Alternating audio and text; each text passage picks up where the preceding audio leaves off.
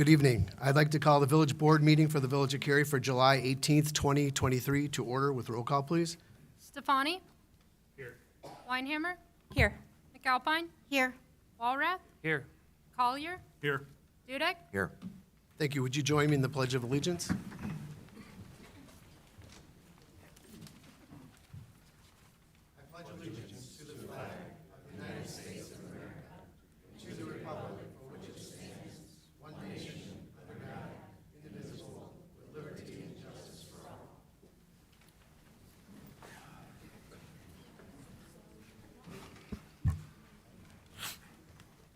Thank you. Moving to the open forum where the public is invited to make an issue-oriented comment on any matter of public concern not otherwise on the agenda.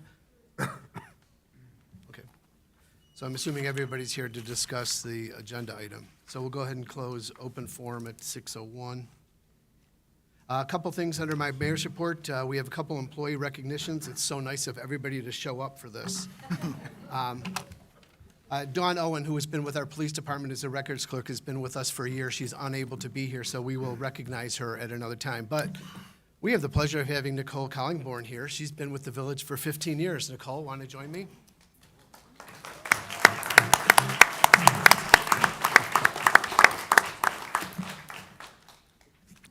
This is Nicole? She's I've known Nicole for many years. She was in our Public Works Department for pretty much half of your career right now, and we moved her up to the mothership about 8 years ago. She's doing a killer job. She kind of represents community development as well as administration.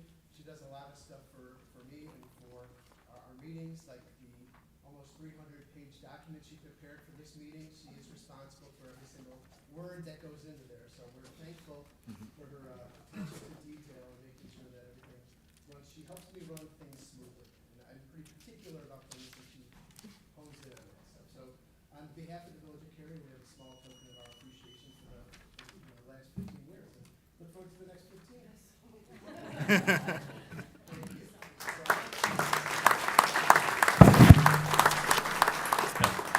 As the mayor mentioned, Nicole's a valued member of our team in the Community Development Department. She's been with our department now for roughly 8 years.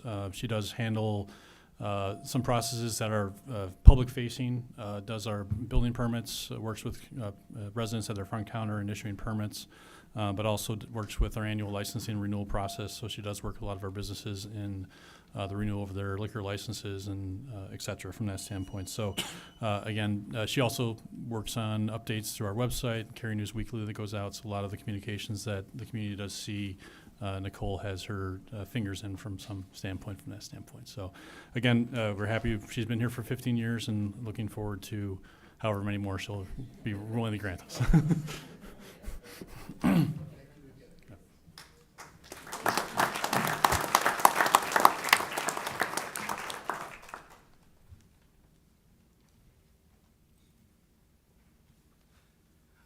Moving to the trustee reports, we have none this evening. I will entertain a motion to approve consent agenda items A through K as shown on the village's website and is displayed on the video monitor during the village board meeting. So moved. Roll call, please. McAlpine? Yes. Stefani? Yes. Weinhammer? Yes. Walrath? Yes. Dudek? Yes. Collier? Yes. Thank you. We have two hearings tonight. One, the first one is our annual appropriations. It's an annual thing that we do. It's the old saying, where does it all go, Blanche? This kind of lists department by department where the monies that are allocated go to and which departments and how much money they're spending. So I will entertain a motion to recess the village board meeting to open a public hearing regarding the fiscal year 2023-2024 Village of Cary appropriation ordinance. So moved. Second. Roll call, please. Collier? Yes. Stefani? Yes. Walrath? Yes. McAlpine? Yes. Dudek? Yes. Weinhammer? Yes. Is there anybody here that would like to address the village board with regards to our appropriations? None said. Okay, moving forward, I will entertain a motion to approve making the annual appropriations ordinance for the village. What? Oh, I'm sorry. I do. I will entertain a motion to close the public hearing at 6:05. So moved. Second. Roll call, please. McAlpine? Yes. Stefani? Yes. Walrath? Yes. Weinhammer? Yes. Collier? Yes. Dudek? Yes. Thank you. Now for the reason you are all here. Oh, I did it. Oh, I did the thing, okay. I will entertain a motion to approve making the annual appropriation ordinance for the Village of Cary, McHenry County, Illinois, for the fiscal year beginning May 1st, 2023, and ending April 30th, 2024. So moved. Second. Any discussion? Roll call, please. Dudek? Yes. Collier? Yes. Weinhammer? Yes. Stefani? Yes. Walrath? Yes. McAlpine? Yes. Okay, now, the TIF. I will entertain a motion to recess the village board meeting to open a public hearing regarding the Central Cary Tax Increment Finance District, TIF District Number 3. So moved. Second. Roll call, please. Walrath? Yes. McAlpine? Yes. Dudek? Yes. Weinhammer? Yes. Collier? Yes. Stefani? Yes. Thank you. I will enter an opening statement relative to the beginning of the public hearing in regard to the proposed Central Cary Tax Increment Financing District, TIF District Number 3. The public hearing tonight is in regard to the village's proposal to establish a tax increment financing district to be known as Central Cary Tax Increment Financing District, TIF District Number 3. In accordance with the Tax Increment Allocation Redevelopment Act, the village has taken the following actions on the following dates in regard to the establishment of this TIF district. Number one, approved by motion and contract with Kane McKenna and Associates to relative preliminary analysis and preliminary TIF study on June 22nd, 2022. We adopted a reimbursement solution, resolution number R22-06-04, June 22nd, 2022. We approved an ordinance number 022-11-05 authorizing a preliminary eligibility study, November 15th, 2022. Mailed a notice relative to the ordinance authorizing preliminary eligibility study to all taxing districts that would be affected by the tax increment financing district designation by certified mail, return receipt requested on November 16th, 2022. Approve the ordinance number 022-12-06 authorizing a final eligibility study and report, including the housing impact study and the TIF plan, December 20th, 2022. Mailed a notice relative to the accordance authorizing the final eligibility study and report, including the housing impact study and the TIF plan, to all taxing districts that would be affected by the tax increment financing district designation by certified mail, return receipt requested, December 21st, 2022. Published the TIF District Number 3 specific TIF interests parties registry notice in the newspaper, the Northwest Herald, July 4th, 2022.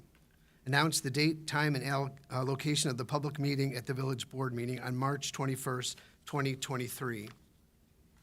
Mailed a notice of public meeting to all taxing districts and to all parties who are registered on the village's TIF Interested Parties Registry by certified mail, return receipt requested, and mailed a notice to the public meeting to all residential addresses within the redevelopment project area and to all taxpayers of records, persons in whose names the taxes were paid with the redevelopment project area by first-class U.S. mail on March 22nd, 2023.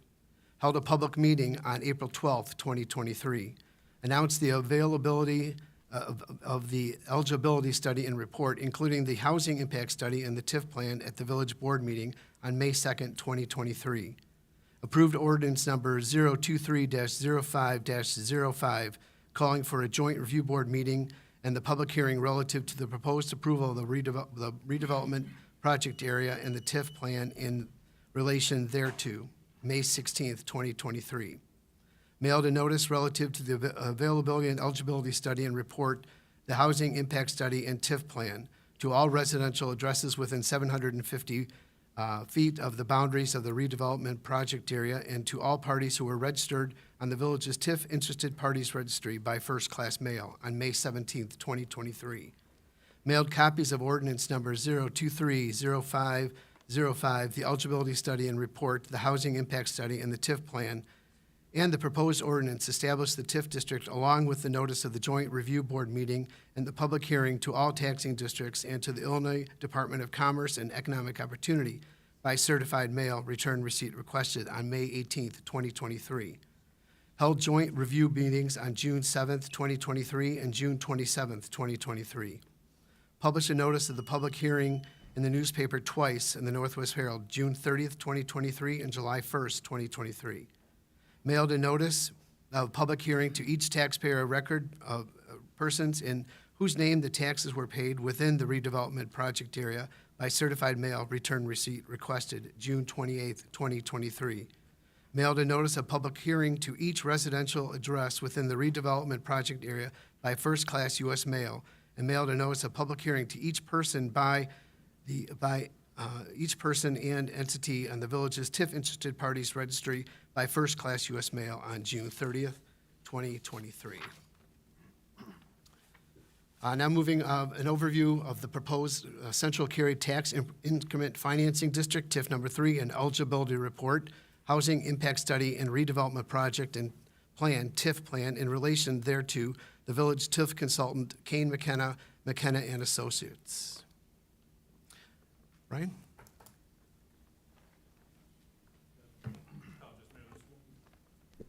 One section of the previous thing that you missed as far as reading after the table. Oh, I'm sorry. That's fine. It was a lot. Pursuant to the Tax Increment Allocation Redevelopment Act, the village must wait at least 14 days from the close of the public hearing before introducing or taking action on the ordinances establishing the Central Cary Tax Increment Financing District, TIF District Number 3. Said ordinances are currently scheduled for adoption at the August 15th, 2023 Village Board meeting. Thank you for that, Brian.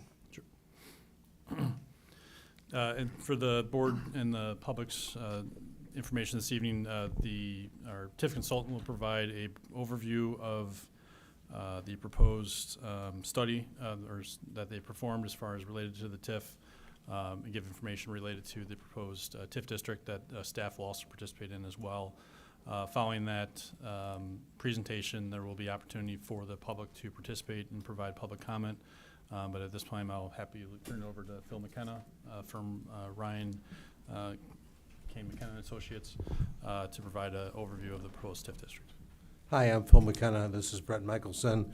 We're with Ryan Kane McKenna Associates, and we've been working with the village for a number of months in terms of looking at the possibility for tax increment finance district in the Central Cary area.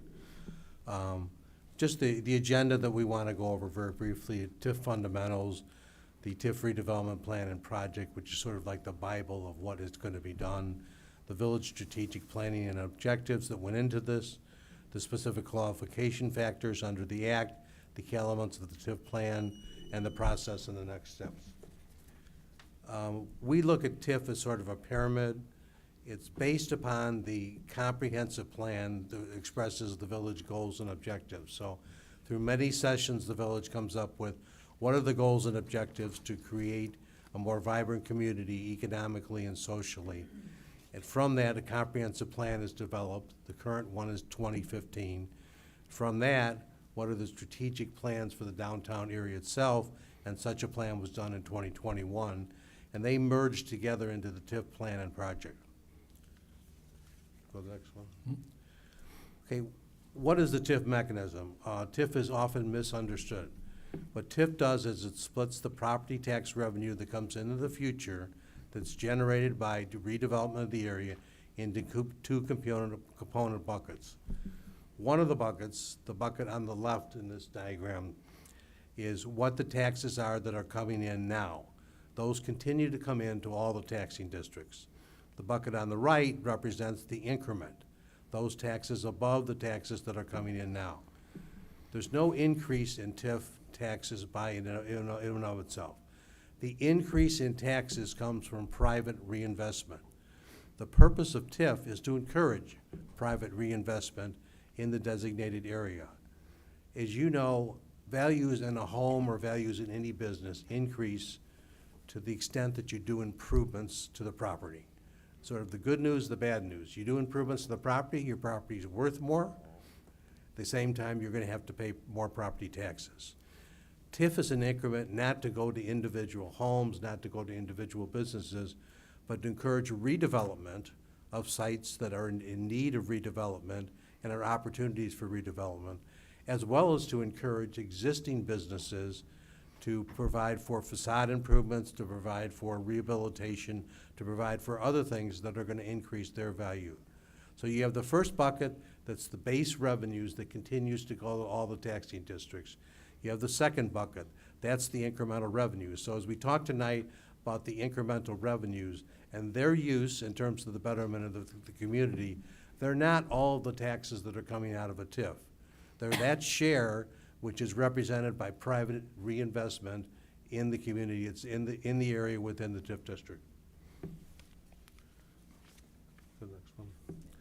So this graph, and I'm a little colorblind, so I have to write down what the lines are. So the blue line at the bottom is just the base over time.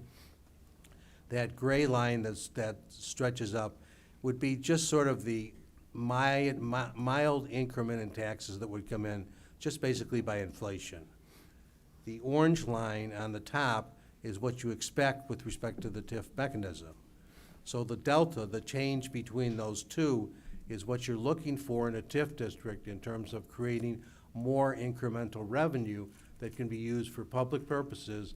And then at the termination of the TIF, that large gap between the first line and the baseline and the orange line represents amounts of tax revenue that accrues back to the benefit of all the taxing districts.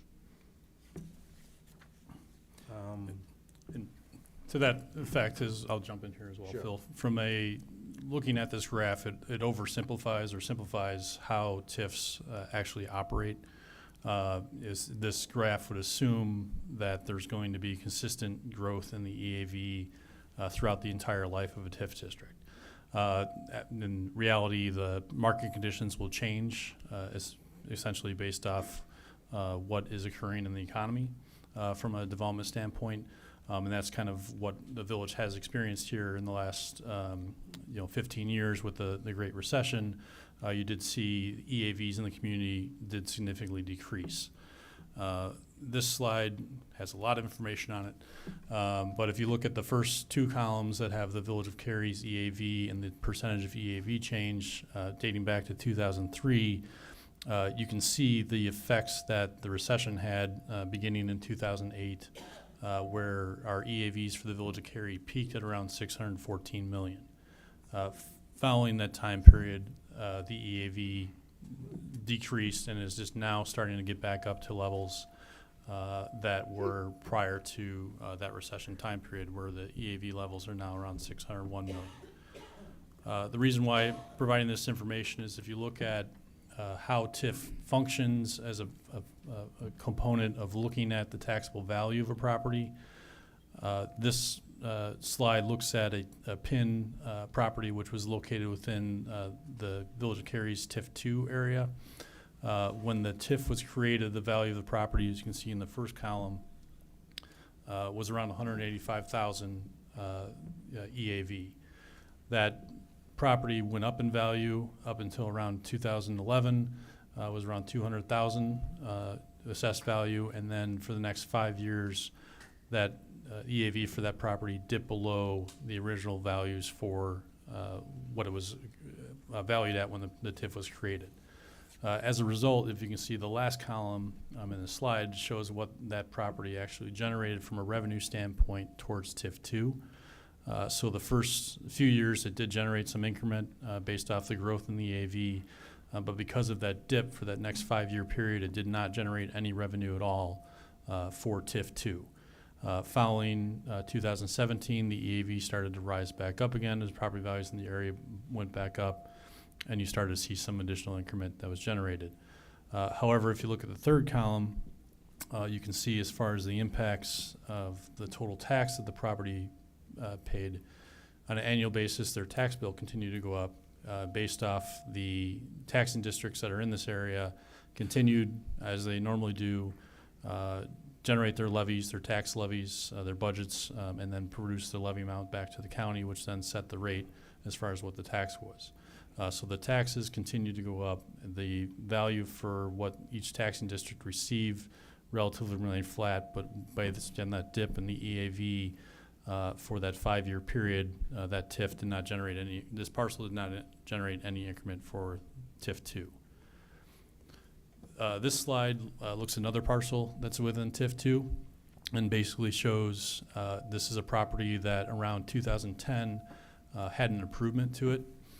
So the original value for the property when TIF 2 was created was around $42,000, but a new business moved in, renovated the building around 2010, which increased the EAV value for that property up to $109,000.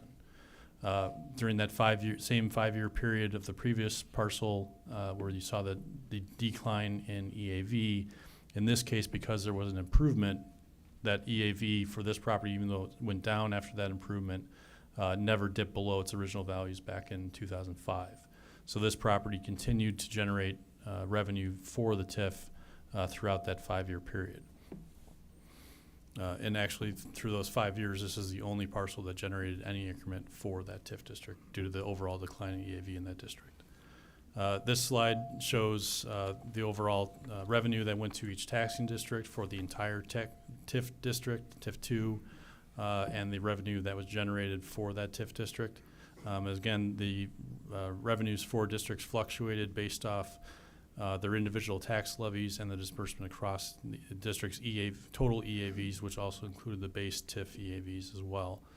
And this slide shows the same information just in a graphical form as far as the ebb and flow as far as how the general TIF functioned from that standpoint. So TIF 2, the triangular line towards the bottom, you can see where it started to go up, but once the recession hit, it dipped down due to the declining EAVs and then started to come back up again around 2017.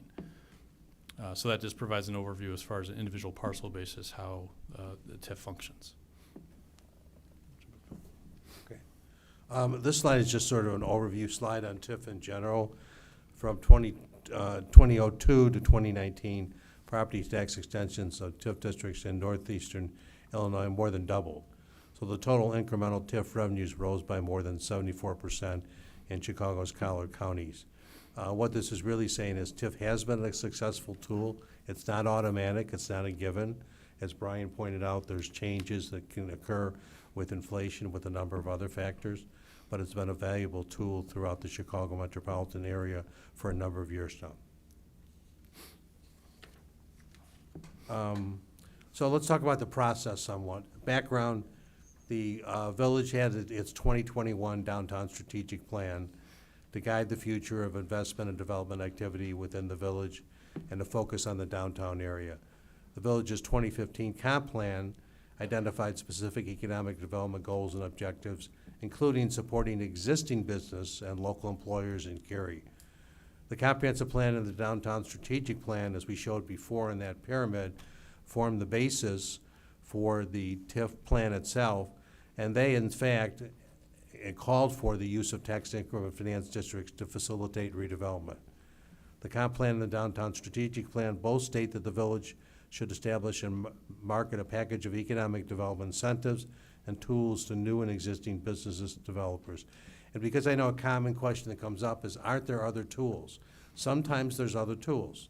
There are some communities that have implemented what are called business districts. Business districts tend to work well when you're in a major mall like Old Orchard or Verdon Hills. Special service areas are another mechanism that can be out there. Special service areas have the advantage that they can finance infrastructure improvements, but at the same time, they raise everybody's property taxes at the same time. So the village is aware of other mechanisms, but doesn't feel that they can be as effective as tax increment finance can be. The next one. Mm-hmm. So the TIF project and plan, that's the main document that binds the village for the next 23 years. It addresses ongoing issues with respect to the proposed TIF district, encourages redevelopment of underutilized buildings and sites, reduce or eliminate impediments to private development, coordinates redevelopment activities within the proposed TIF district, and further the goals and objectives of the village's planning efforts. This is the map of the area. As you can see, the spine is run right along Northwest Highway, runs northwest and southeast throughout the village. We go on to the redevelopment plan and project. There's certain findings that have to be made at the outset. One is, does the plan comply with the village's comprehensive plan? And we made that finding as professionals with 38 years' experience. Yes, it does. Does the proposed district consist of contiguous parcels? Yes, it does. And does it exceed 1.5 acres? Yes, it does. Does the proposed TIF district meet the minimum number of TIF Act criteria for a conservation area? The answer is yes. Is there a but-for requirement? Yes, the answer, in our opinion, is yes, because just about any development entity that you're looking for is looking for some incentive, such as TIF, in order to be able to make something happen within the downtown area. We go to the next one. The but-for requirement, and I know Brian may want to speak to this, exists throughout the area, both in the area that was originally TIF 1 and the area that was originally TIF 2. So it's not one individual property, it's a number of properties as listed in these sites here. Yeah, thank you, Phil. And so from the but-for requirement, obviously the village has had discussions with developers or development community over time. There's been various interest in various parcels throughout the community. And the slide here kind of summarizes them based off the comprehensive plan in the Eastern Gateway area and then the downtown sub-area. Specifically working kind of east to west with the Jack's Channel property. Staff has had various discussions with the development community on that property. The property has been under contract a few times over the last 8 years. But the challenges of developing that site due to how close it sits down to the river, it's a lower area to be able to provide utilities out to that area. There has been a need from a development community to provide some sort of assistance through a TIF to assist with some of those costs to be able to provide utilities to that site. Likewise, with the Selke property, we have had some development activity occur through TIF 1. However, the site continues to have some challenges from a development standpoint with water utilities needing to be extended through the site. We were able to participate with the developer to provide for sanitary sewer to an existing lift station that was created or developed as part of TIF 1. But there still is some need for the development community to continue to extend utilities through that area and also through the Millers Hill subdivision next to the CVS location. Likewise, in the downtown sub-area, we have had some interest for development along Crystal Street in the Route 14 frontage area due to the floodplain issues that exist in those properties with the Veterans Park behind them.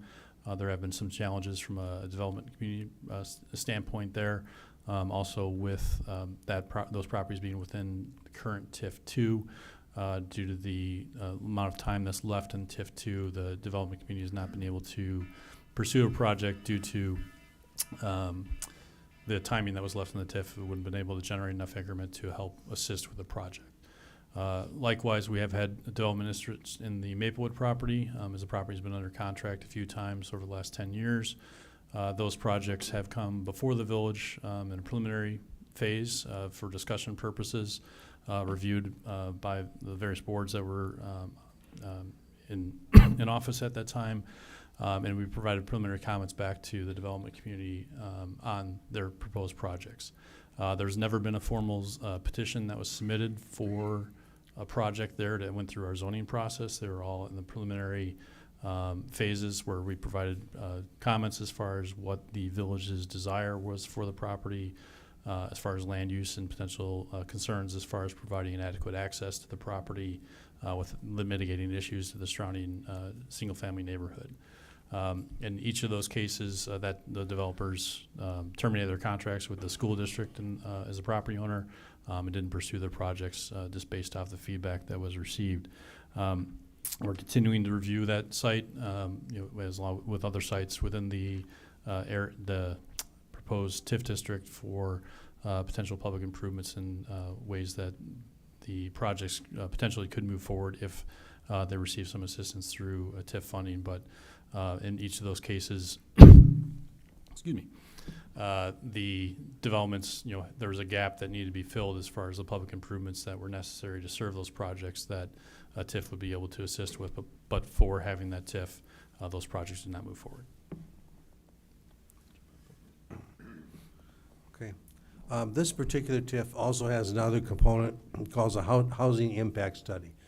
Housing impact study occurs when there are more than 75 residential units within a proposed TIF district which could be affected in some way. That was the purpose of the public meeting held in these chambers a month or two ago. So the village has identified that there are 95 single-family housing units and 178 multifamily housing units for a total of 273 dwelling units.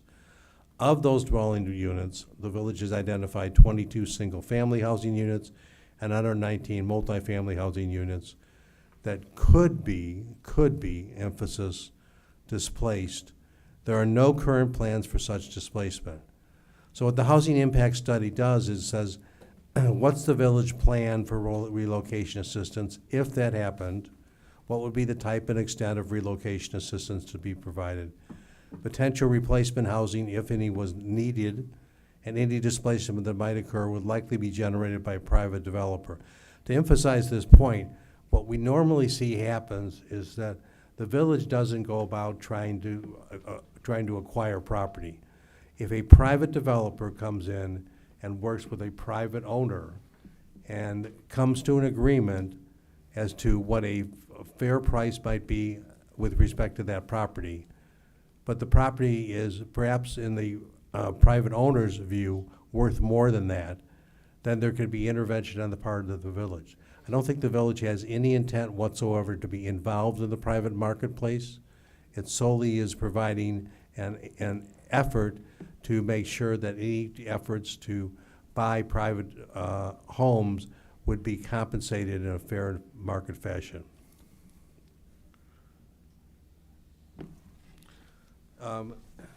This is one that shows the TIF district. You don't want a TIF district that takes over the whole town.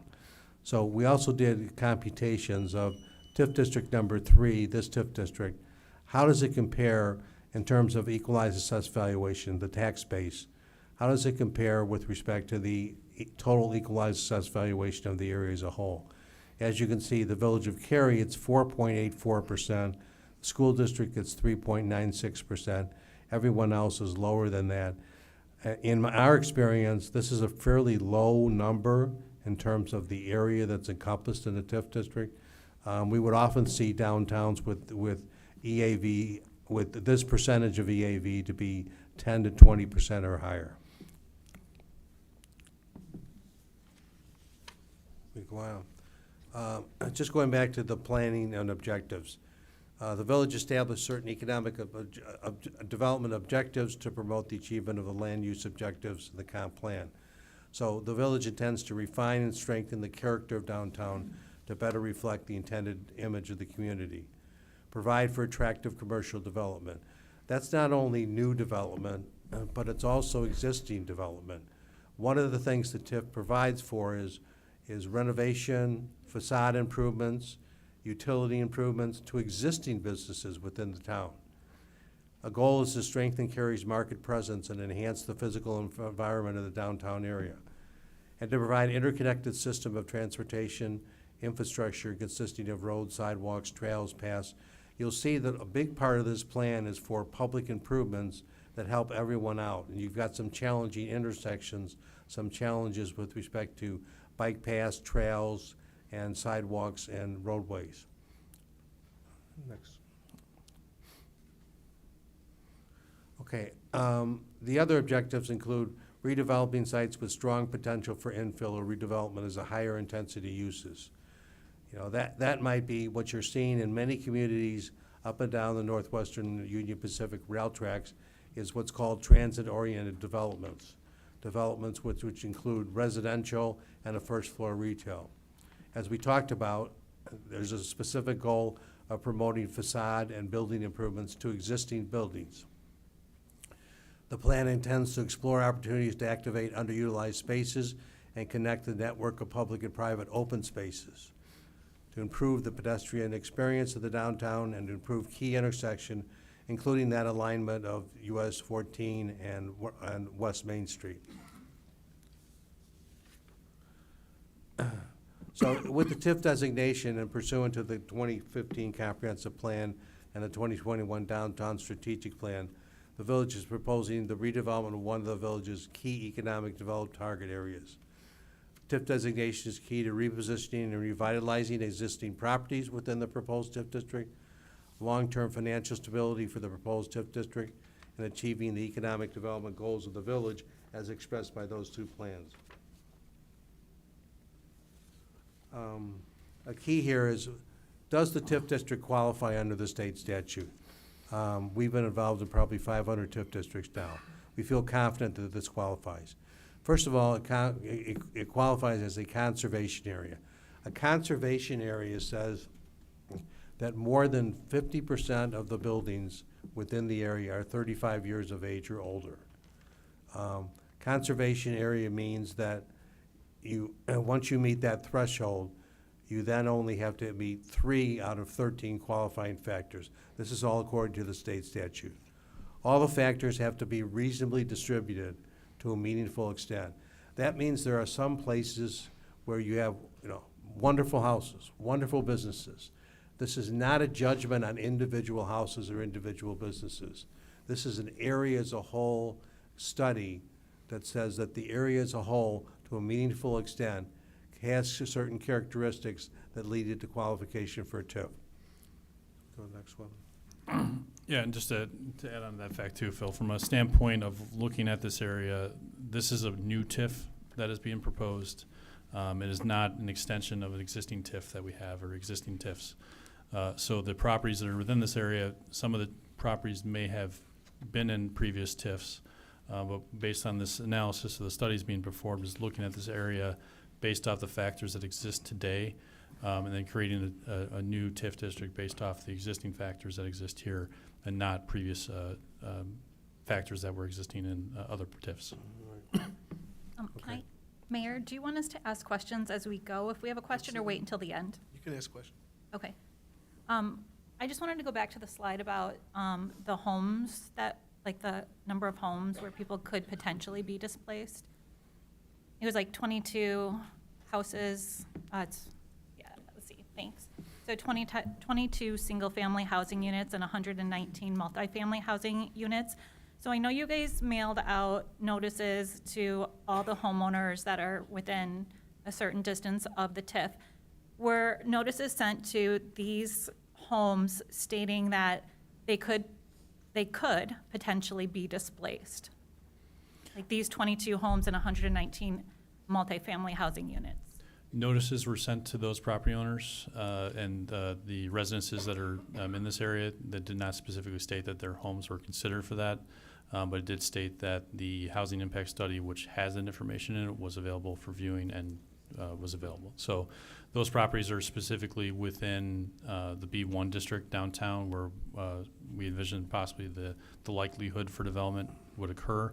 It's not every residence that's within the TIF district, obviously due to the number that there are, but it's just based off where we envision that potentially those homes might be most impacted. Can you show me on the map where that is, where they could be displaced? Sir, if you could just hold your comments, you'll have an opportunity in a minute. Let's get through the presentation, please. So the area that we focused on with the potential displacement, it was, again, local around the central business district of the B1 district, so more around the central core area. So Cary Avenue, Main Street, also looking at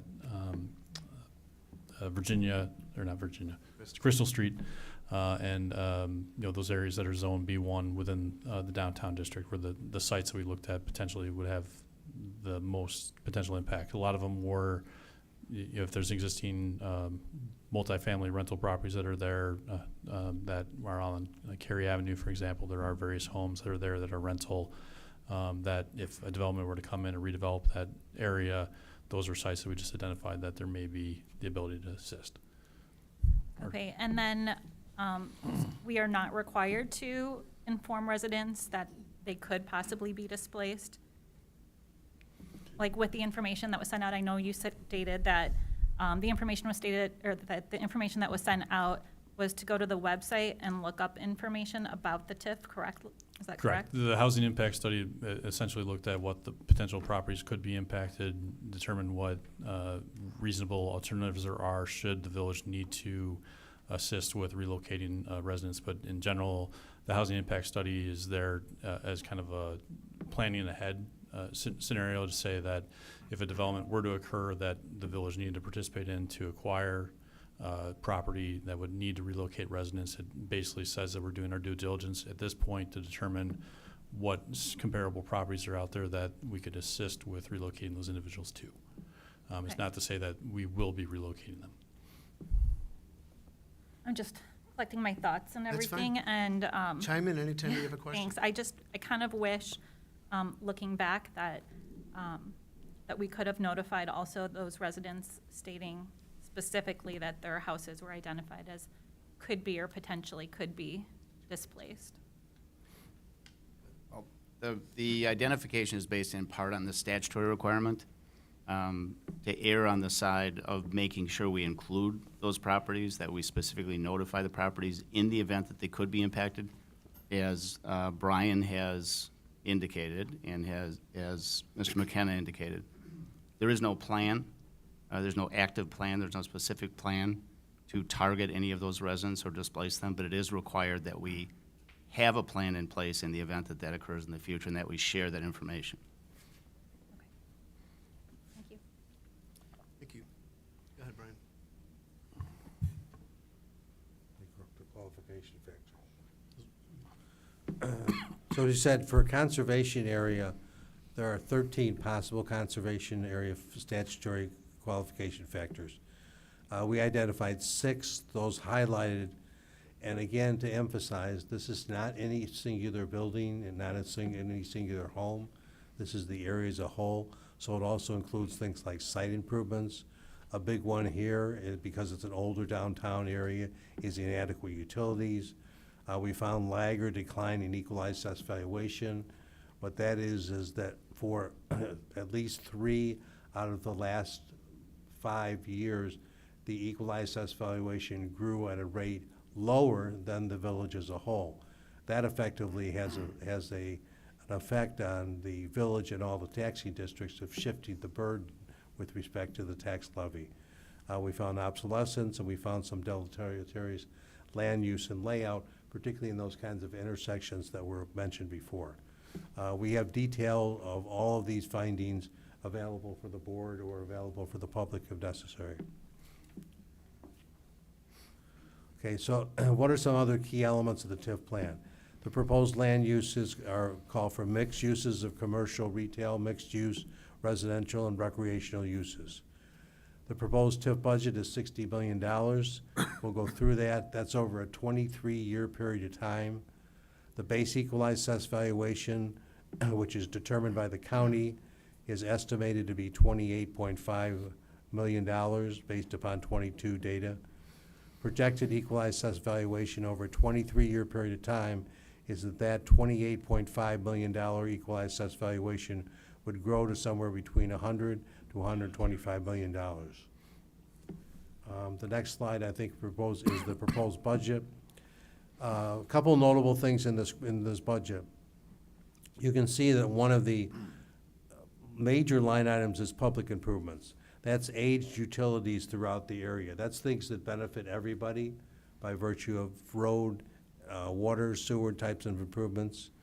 You will note there's rehabilitation facade improvements for existing businesses. You will also note the last line item, estimated school district cost, library district cost, and taxing district capital cost. Under the Act, the village is required to set aside up to 40% of any annual increment that comes in for any net new school students that arrive as a result of development. Similarly, it's up to 2% of library patrons who are new. That money is a first lien on any TIF increment, So to put it in just some real basic terms, if $1 million came in TIF increment in a year, $420,000 of that would have to be set aside to see if they're school students or library patrons, and to the extent they are, they would get that money first. So the total estimate is $60 million. Line items are subject to change. Again, to take an example, let's say that the estimated school district costs were low. Let's say it wound up being $10 million instead of $6 million. The village could not increase the overall budget, would have to find that money from one of the other line items. Another important point in terms of the TIF budget is that all items have to be approved by the corporate authorities. The village board doesn't just give money out. Any particular development, any particular use of funds requires coming back to the village board, going through the normal processes in that framework. So the overall budget can't be exceeded. It's a 23-year budget. The line items within the budget are flexible. We talked about that. And the budget expenditures are always subject to village approvals and review. In addition to the village approvals, there's also an annual audit that's required. There's annual meetings of the Joint Review Board. I'm sure that the village board, as part of its annual budgeting process and appropriation process, will do a similar one with respect to the TIF fund. Okay, I'm not gonna go through each one of these steps. I think the mayor went through them very appropriately. But this is to show the public steps, the diligence that's gone into this process, starting out with the steps in January 4th, 2023, continuation of the Joint Review Board meeting. I guess what's important here is that the village board hears all the public testimony tonight. It cannot make a decision tonight, has to wait a minimum of 14 days before making a decision, and that would be based upon all the evidence that's been presented by virtue of reports, by virtue of testimony, by virtue of comments delivered to the clerk, et cetera. And then at the end, you will just see what I had said before. There's an annual TIF audit. There's an annual TIF report submitted to the state of Illinois. There's annual Joint Review Board meetings required.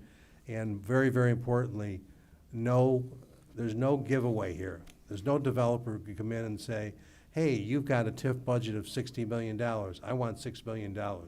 No, it's show us your plan. Show us what it is that will be good for the village. And once you've shown us that, then we'll consider whether or not there's an incentive given. That's all I have.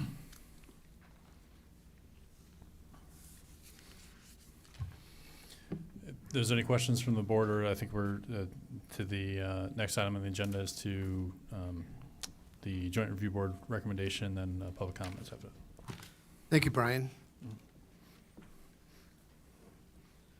The Joint Review Board, consisting of representatives of the taxing bodies which have jurisdiction over properties located within the proposed Central Cary Tax Increment Finance District, including the Village of Cary, Cary Area Public Library, Cary Fire Protection District, Cary Park District, Cary Consolidated School District 26, Community High School District 155, County of McHenry, Algonquin Township, McHenry County College, and one public member met on both June 7th, 2023 and June 27th, 2023 to review documentations associated with the creation of the proposed TIF district. By a vote of 5 ayes, 1 nay, and 1 abstention by those members present and voting, the Joint Review Board on June 27th determined that the proposed redevelopment area meets the eligibility criteria for conservation area, and the proposed redevelopment plan and project meets the plan requirements as set forth in Section 3 of the TIF Act and the objectives of the TIF Act, and such. The Village Board of the Village of Cary can move forward with the designation of a redevelopment project for the Village of Cary Central Tax Increment Financing District, TIF District Number 3, and approve a redevelopment plan and project in relation thereto as required by Section 5B of the TIF Act.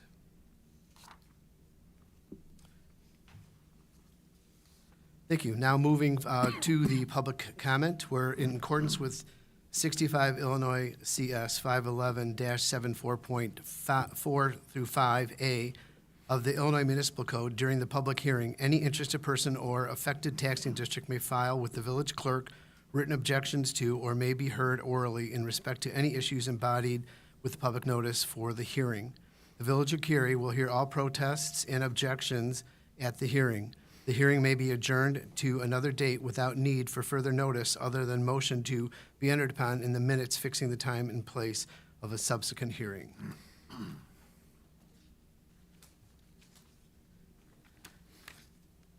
Okay, I have a list of people that have signed in. Before we get started, we have about 17, 18 people that have officially signed in to discuss this or to have their comments known. Out of respect for everybody, we will limit comments to 3 minutes. Courtney will help me with that. If you are coming in opposition or a proponent of this particular thing, if you are just simply reiterating what was just said, you are more than welcome to state what you'd like, but in use of a good time, if you would just like to come up and state your name and address and say you oppose it for these particular reasons, that would be appreciated. But we have an obligation and a need to hear what everybody has to say.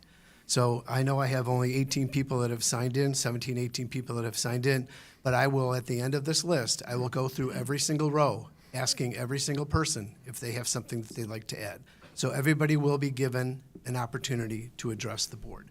Again, this is for us to hear you. There's not really going to be any deliberation. There may be a question here or two thrown out there by a trustee or a staff member, but this is for us to hear what you have to say, and we want to hear what you have to say, and hopefully that we could take the information that you have and turn around it and factually answer the question. Hopefully some of the questions that you had coming into the meeting have been answered by our detailed presentation.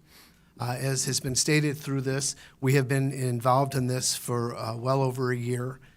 This is something that we are anxious to hear what the public has to say. So without further ado, please be respectful of the 3 minutes. I'll call the first person on here. It's Deanne Darling, 824 Burr Oak Circle.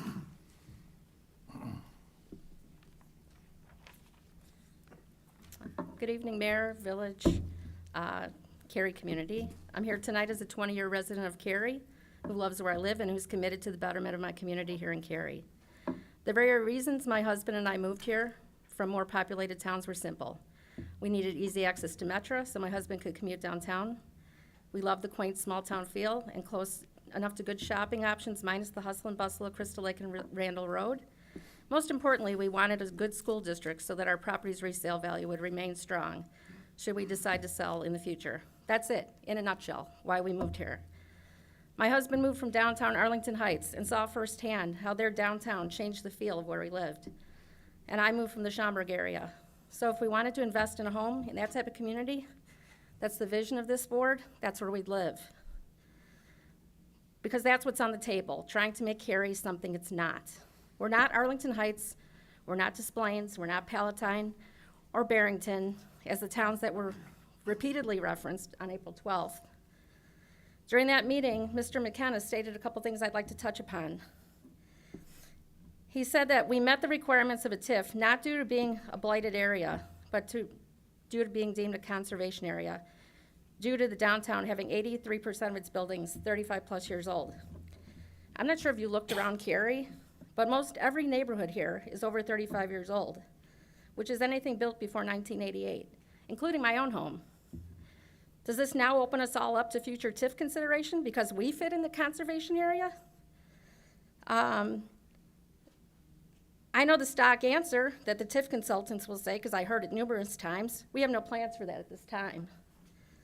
Meanwhile, the village's most recent strategic plan and housing impact study seem to be showing and telling us a different story.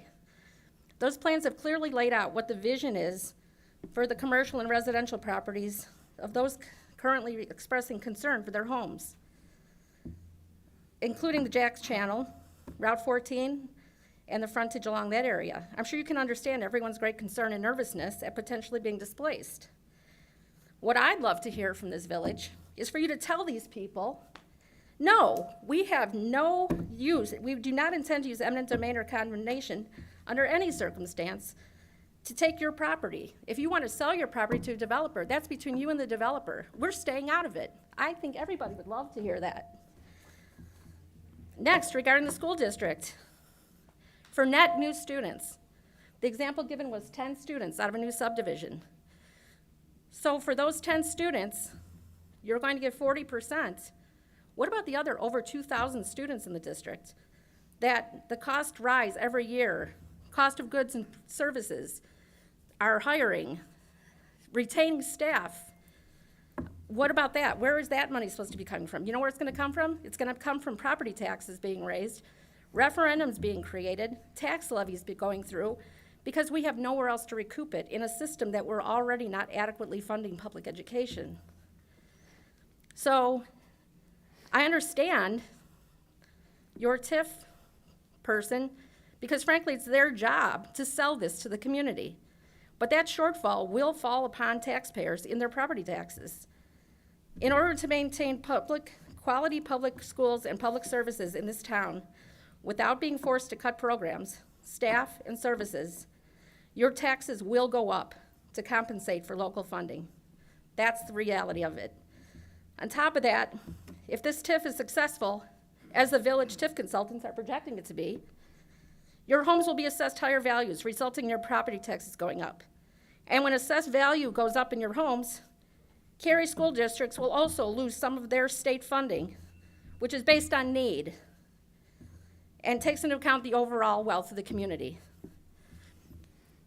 Lastly, I'd just like to say, since we're bringing up other towns consistently, let's turn to Barrington.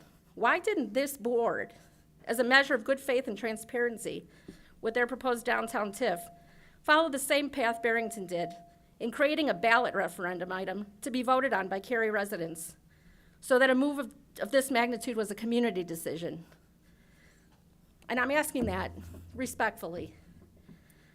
None of the communication that you have anywhere is translated in any other language to any of we have an elderly community that are not tech savvy. We have families that don't speak English. Nothing is being communicated to them in their language, nothing. Most of these homes in these areas are a Hispanic family community that have no way of knowing about this. None of our meetings are subtitled. It's frustrating. The demographics of this town are changing, and what we should be conserving is that and making us all one and united, not this.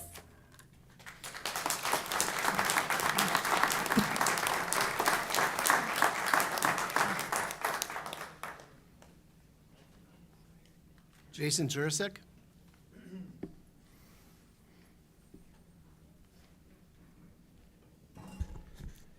Good evening, Mr. Mayor. Oh, sorry. Got my teacher voice on. Good evening, Mr. Mayor and village trustees. My name is Jason Janzik, and I reside at 540 South Prairie here in Cary. While I'm a member of the Cary 26 School Board, I stand before you tonight to speak as a concerned citizen. I will let the words of Dr. White, our new superintendent, speak for the district, and the letter that was submitted on behalf of the board proving that there is significant legal precedent that shows that the village has no legal standing in pursuing this TIF to speak for me and my board, in my role as the board. You can find that, I believe, on page 265 of the packet that's online tonight. I'd like to use my time tonight to focus on two of the many major issues swirling around this TIF: transparency and priorities. Since this TIF has been brought to the community's attention, the transparency that the village has offered while meeting the legal requirements has left a lot to be desired.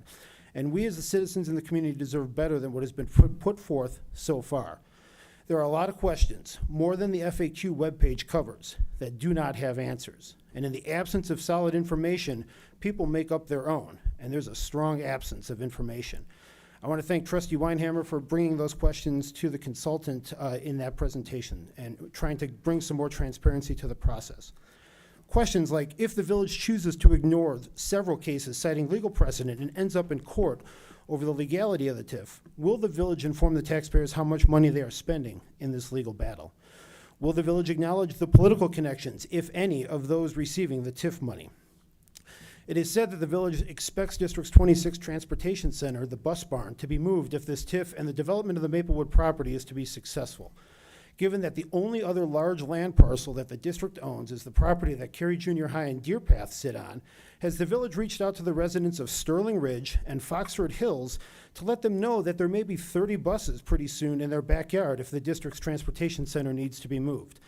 Right? Residents of these subdivisions should be aware. This TIF is just not a downtown thing, and it could impact them and all the residents who use Crystal Lake Road in the mornings and afternoons. Why isn't anyone bringing them into the conversation? Why, if the village values transparency, are some trustees resorting to name-calling of those of us who are trying to bring attention to the gravity of the situation for our school district? We're being called misinformed and sensationalist by some sitting right here, but we're never told what we're misinformed about and what we're sensationalizing. Why, if the village values transparency, is a post on a community Facebook group that explains how a TIF works and what implications there are to the taxing bodies, is flagged and reported to the moderator by a village trustee? There was nothing false or misleading in this post, and if there was, why aren't we having a discussion about it? Please, just don't hide behind the report button. Why is the transparency of the village in acknowledging, where is the transparency of the village in acknowledging that they're the ones that caused the previous potential development of Maplewood to withdraw their contracts? There have been 4 purchase agreements of Maplewood, all withdrawn in part due to the village's unwillingness to work with them. At one time, there was even a focus group with members of the Board of Education and the village board to discuss the Maplewood property, but all that hard work from the community went for naught. Will the village be transparent with the community and take responsibility for Maplewood not getting developed? Should development not go through, I'm sure there are those who will want to blame District 26. However, the fact is, hasn't been developed yet, and that is entirely and will remain entirely the village's fault, not the district. The second issue is determining the priorities of the village. This is the third of TIF that the village is attempting. The first one, for all intents and purposes, was a failure. The second one had a little bit of development, like we've heard, within its boundaries, but also included a business that was shut down for prostitution. I believe that's right? Okay, now this third TIF, proposed TIF includes a dispensary owned by a relative of a very well-connected McHenry County politician. Now, I'm not here to discuss the evils of marijuana. It's legal to do it here in Illinois, and those who want to legally do it, go ahead. Feel free to do so. But I do have to question, what is the priority of the village board in wanting to take money away from schools to possibly give it to a politically connected cannabis distributor? One consistently struggles with funding, while the other has proven to be a very lucrative business to be in. As a resident since 1998, I have seen the highs and lows of Cary Elementary District. And as an educator, it has pained me to watch the district, students, teachers, and community suffer through and endure the painful cuts of 2010. It was tough to watch specials get eliminated, class sizes get bigger, and great teachers flock to other school districts. The school board and the district fought hard to bring Cary 26 back, and the community made education a priority by passing the referendum that avoided the looming state takeover. The citizens of this community made education a priority, and they continue to do so. And because of their great support and the hard work of the teachers, administrators, and board members, Cary 26 is on solid financial footing again. Back in 2010, I didn't have kids, but now as a dad of 2 awesome District 26 students, I worry that the loss of the estimated $8 million that Cary 26 could lose will push Cary back into those dark days of large classes, eliminated specials, and a revolving door of teachers. My hope is that the village board sees the priority that this community places on education and acts in a way that reflects that priority by voting no on this TIF. My fear is the upcoming TIF vote is a foregone conclusion, and that tonight is just a hoop to jump through to get to the vote. Please listen to the voices here tonight. Please be more transparent in your plans with the TIF, and please reflect on your priorities and understand the long-term consequences of the wrong decision in this situation. Thank you for your time.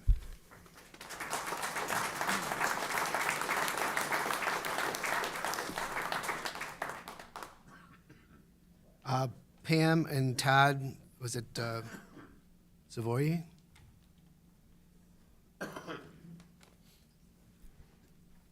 Good evening, Mayor and the board. My name is Todd Savoy, and we live at 314 Park Avenue, which just so happens, when we looked at the TIF, to be included in this large section of predominantly single-family homes. So it begs the question, what is the priorities of this TIF? If it's, and I get it that all our homes are older. Our home, in fact, is circa 1924. But we take great pride in our home, and we've renovated it, we've maintained it, as do a lot of our neighbors, some of which are here today. What would the purpose of that be, to redevelop? Like, this is the whole point of a TIF, right, is to redevelop that area into what? What would you put there?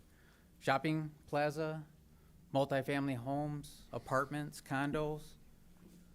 The whole purpose we bought our home in the first place some 21 years ago was for the small town feel that Cary has. If you were to go and mow down that area and redevelop it into something different, then you have totally ruined the whole small town feel that we bought into, and I believe a lot of people in this room have bought into when they moved to this town in the first place. So the communications, we meet the criterias, blah, blah, blah, but what is the real intent of that being included in the TIF is really my question for the board. I'm going to go ahead and answer this. We're technically really not going to get into this, but the reason that area is in there is for public improvement. We have $3 million worth of flood improvement we have to do there. Flood improvement is a TIF eligible expense. We have been kicking the can, so to speak, down the road because we don't have an extra $3 million to fix your flooding problem in your neighborhood. This has been on our board. It's been identified in our CIP plan for at least 8 years. We have a huge flooding problem in a lot of these other areas, in other areas outside of the TIF. The reason your neighborhood is in there is so that we could alleviate the flooding that comes in that neighborhood. That's the only reason. Again, it's been said, we are not taking down anybody's houses. We are not going to redevelop that whole area. The reason that your particular neighborhood is in there is identified in our CIP plan, which is our capital improvement plan, so that we can alleviate the flooding in your neighborhood. That's the only reason it's in that area. Okay, and so I guess my next question is going back to the taxes and how that might affect our properties within that tax zone, just specifically because it is within that TIF. Your property taxes will not go up due to a TIF. Your property taxes may go up due to the EAV, and that's assessed by our Algonquin Township property, the tax assessor. We don't assess your property. Right, but We- the only way just you're because gonna you're in a collect any TIF. money for the TIF is to increase the assessed value of the properties within the TIF, right? Well, there will be a smaller increment in that financing, but your property taxes will not go up, or anybody's property taxes within the TIF will not go up just because you're in a TIF district. They will go up just like the rest of the community do. Every year, everybody wants a little bit bigger piece of the pie, and that's what we deal with on an annual basis when we look at what we need to levy for our property taxes. So your taxes will not go up just because you're in a TIF district, Okay. Thank you. okay?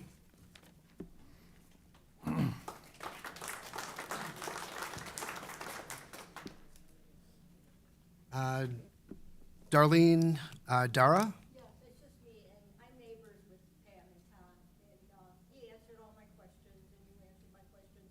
But it's a beautiful piece of property they're on, and to see that go, it breaks my heart. I owned the house at one time, and I sold it to him.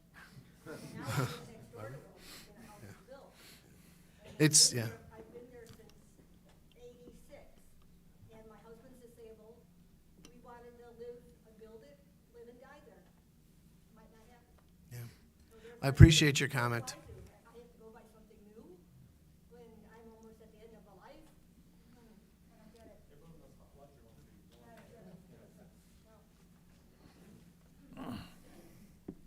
Dale Mattson?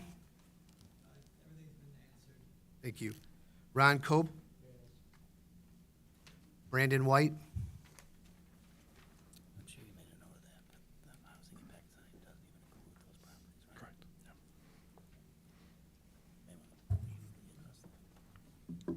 Good evening, Mayor, village trustees, and the community of Cary. My name is Dr. Brandon White, 2115 Crystal Lake Road. I'm the superintendent for Cary Community Consolidated School District, and I'm here this evening to speak in opposition to the Central Cary Tax Increment Financing District, or TIF District 3, due to its potential negative financial impact on the district's future revenues and our ability to educate students to the highest quality. As my predecessor mentioned at the last convening of this board, the district fully supports economic development within the village and is and has been committed to working in collaboration with the village on this issue, as evident by the numerous conversations that have taken place well over a year prior to my arrival. However, as an educator for over 20 years, I've always been driven by the moral purpose that if you make decisions based on the fundamental goal of doing what's best for kids, you can't go wrong. I find myself reflecting on the proposed TIF in this same light, and I cannot see how this TIF district benefits the children of Cary 26 now or in the future.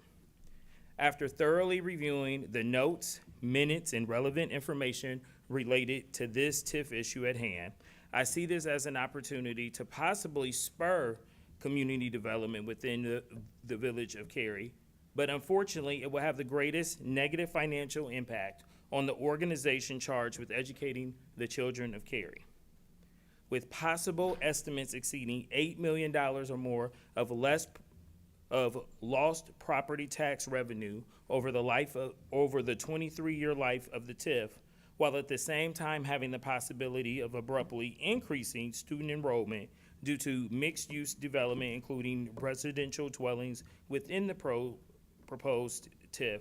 I ask the community and the village board to imagine the difficulty the district will have to overcome in ensuring high-quality education under the auspices of increased student enrollment, but with $8 million less to do the work.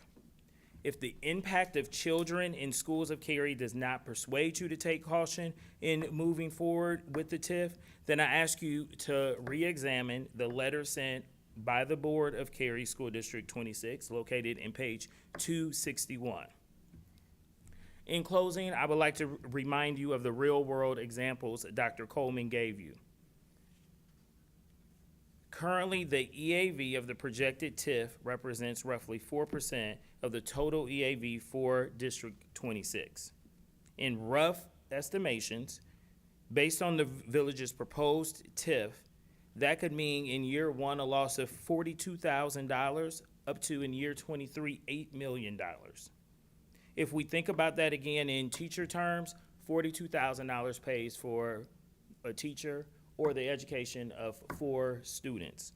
When we look at the impact of $8 million, that has the potential of affecting our ability to hire almost 200 teachers and impacts the education or the ability to educate 698 students over the life of this TIF.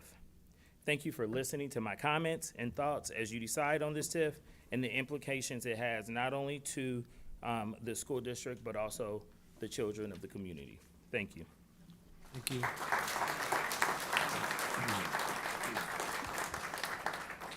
Joe Eberhard. Jamie Baston.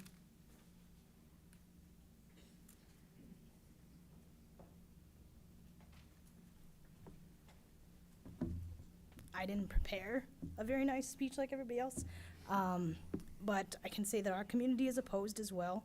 I'm at 215 Northwest Highway, and there's a lot of questions coming at me, being with like our board, and the fear is very strong. I know just the word displacement to anyone, fear ensues.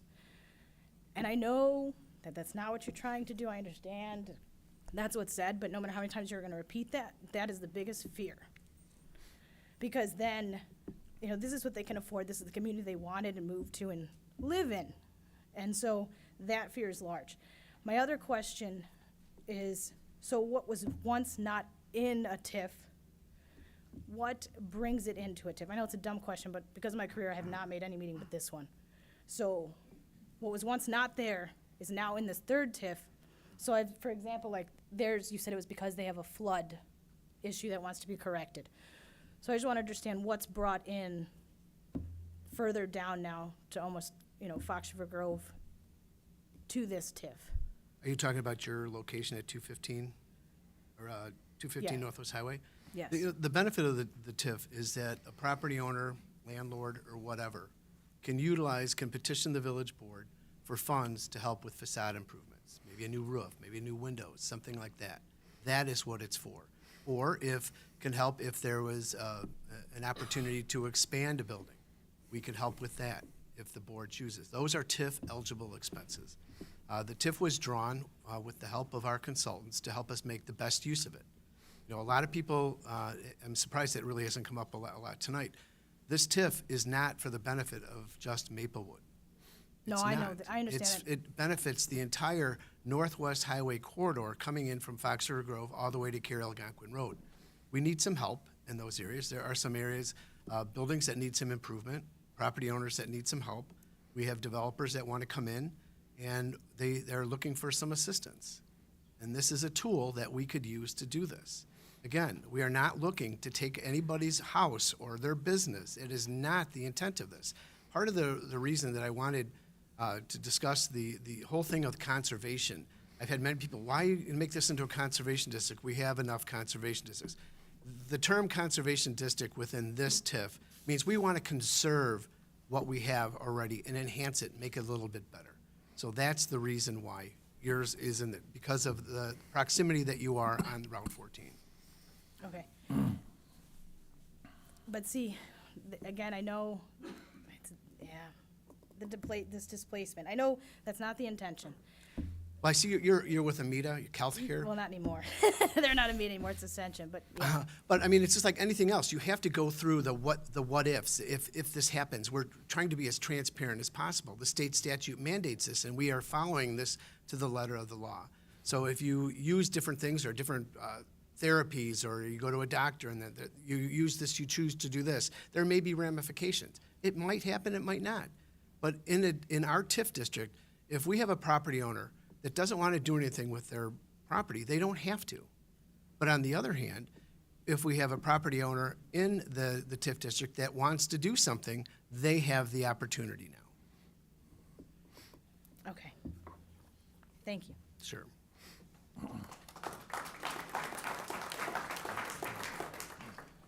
Renee Marin, you here for the same thing? Oh, there you are. But my name is Renee Marin. I'm at 215 South Northwest Highway, and I just wanted to follow up, even just in a conclusion of what Jamie Baston was saying, and good evening to everyone, and thank you for having us. About transparency,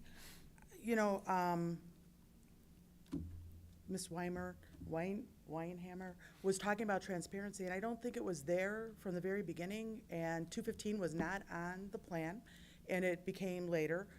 You said that you mailed out on several occasions certified letters that were supposed to be received by the homeowners and sent back to you. Did those, I don't know if they came to 215, because everybody that I'm talking to, those certified letters were not received. Then, not on one occasion, you had just mentioned to Jamie that it's to build, you could do these improvements, but 2 times tonight, the TIF consultant said, TIF funds will not go to individuals or homeowners. And then on a second occasion, TIF funds will go to existing business owners. So I just wanted to state that for the record, because I feel like, are we being misled? And then lastly, what makes you think that this TIF is going to excel versus TIF 1 and 2 due to the economy that's happening now? I don't know how you're getting the $60 million, if the city's gonna get a loan, I don't know. But you have to still pay back the $60 million plus interest.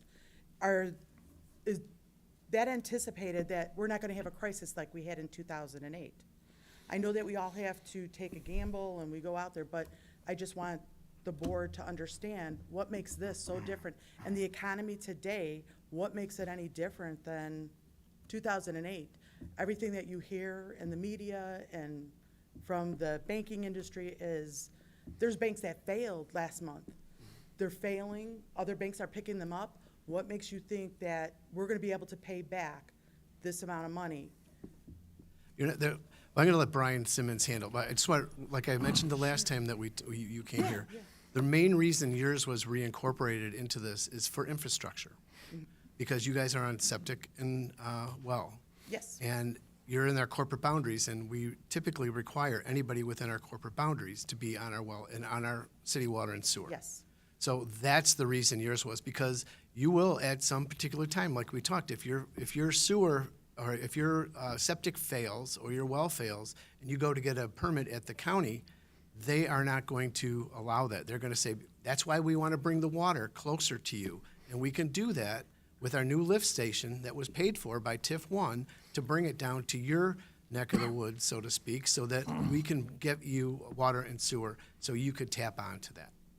Okay. Much more I'm just efficient. curious because the two comments that were made. Well, I'll let I Brian just- Simmons answer that question for Okay. you. Yeah, so from a funding perspective, certainly the village board, as the consultant identified, that the board is charged with determining how those funds are going to be spent.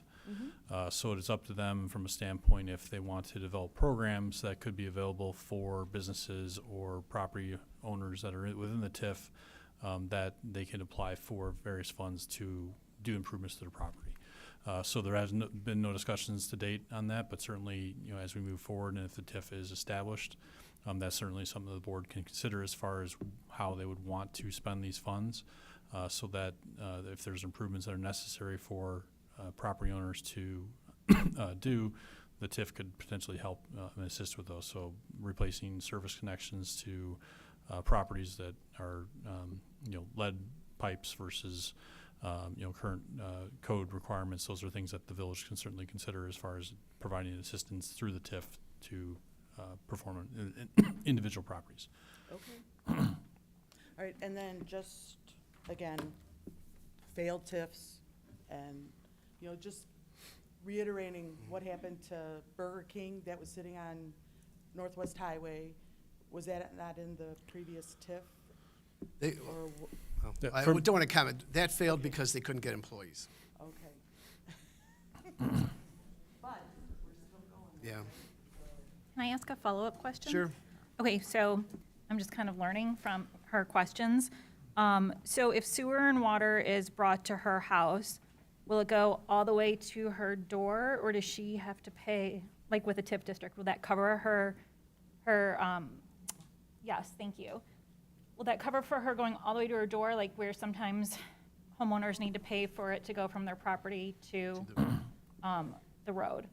It Can you would be help me with to be that? determined based on the project. I would say it's not, so if the village wanted to extend the utilities that far and had to finance those improvements, certainly that project would determine what the connections would be to those utilities and, what the cost of that project would be.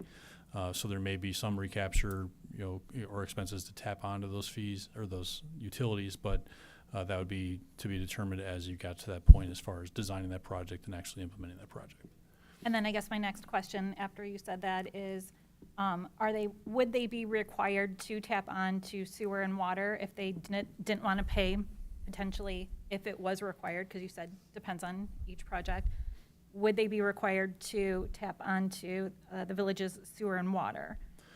Any property that's in the village is required to connect to our utilities from a standpoint of when our utilities replaced. So if they're on current well and septic, the county would require generally if you're replacing your well or replacing your septic system, that they look for alternatives as far as the proximity to public utilities. So if we were to extend utilities into that area, there wouldn't be necessarily a requirement day one that somebody would need to connect to it, but if their system ever were to fail and need replacement and that utility is within a close enough proximity, then the county would require that they connect to our utilities versus replacing a well or septic system on their private property. And then just out of curiosity, I don't know if you can even answer this question. Like, is there a big cost difference between replacing like a sewer septic tank and connecting? Yeah, or versus connecting to the village? Yeah, I mean, there likely would be a difference. I don't know what the cost would be to replace a septic system versus connecting to our utilities, but there would certainly be, some cost similarities between the two that, would offset for those connections. And every situation is unique. Each property would be unique. It would depend upon things like, one, how far it is from the existing utilities, and then two, is replacement even practical or possible? And that obviously is the jurisdiction of McHenry County with regards to the private wells and the private septic systems. Thank you. Sure. Important clarification, Mayor. Could you reiterate that I don't believe that any part of this TIF district or anything that we're borrowing $60 million? No. Okay, so I want to make sure that we're stating that for the record. We're not borrowing $60 million. Thank you for that clarification. Christy Wagner?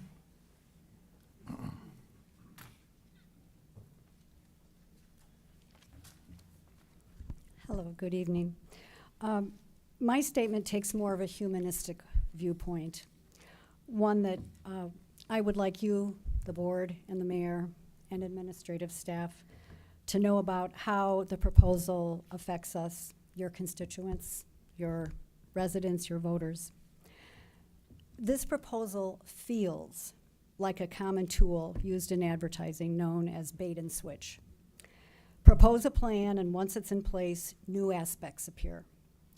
It seems incredulous to me that on the TIF Q&A page, the statement, TIF districts do not increase your taxes, when at the bottom of the same document it reads, the intent of the TIF is to improve overall property values within the TIF.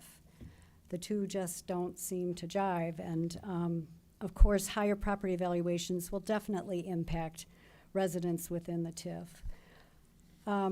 I took kind of a deep dive into how assessors make their evaluations, and I found some interesting facts. One of the 6 steps in the property appraisal process is highest and best use analysis. And I'm reading from the Illinois Property Assessment Institute property valuation tool for assessors. And it says that the highest and best use is the reasonable, probable, and legal use of vacant land or an improved property which is physically possible, appropriately supported, financially feasible, and that results in the highest value. So the highest and best use means the market value of the property depends on the potential use rather than just the current use alone. That was interesting to me. And so then I looked into the fact that Algonquin Township assessor could regroup homes that are in neighborhoods that are used to make assessments. And these groupings that assessors compile to make their appraisals use a system of assessment that are also often referred to the acronym PEGS: physical, economic, governmental, and social. And if current neighborhoods are looked at differently because they are now in a TIF, they could move out of that neighborhood assessment and they could be in a TIF assessment and probably result in higher evaluations. I just feel that it feels to me and to many of my neighbors that as long-term residents, we're kind of being erased and obscured and maybe even dismissed by the lure and the promise of potential future downtown development. In short, we kind of feel invisible to you. Even though collectively it's been our thousands of dollars that we've paid to the village for decades. Even though we have raised our children and educated them here. We have volunteered here. We have voted here. The push for this TIF feels as if it is full of artificial ingredients. We need the whole truth. We have only to drive through Fox River Grove to see the downtown blight, an eminent domain, and wonder, can this happen in Cary? Thank you. Thank you.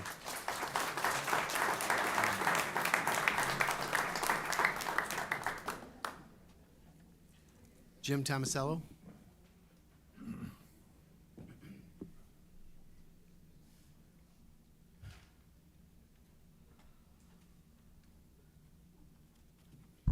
Like you said, my name is Jim Tomasello.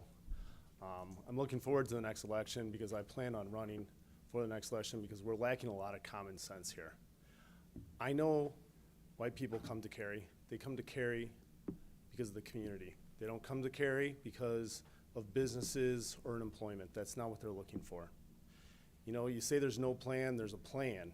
You have a plan, and not everyone might see that plan, but the people that are gonna get screwed by the plan are the residents of Cary.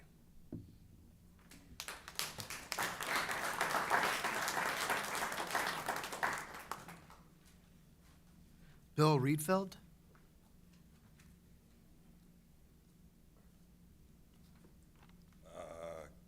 I am not prepared, planned, but I've done this before.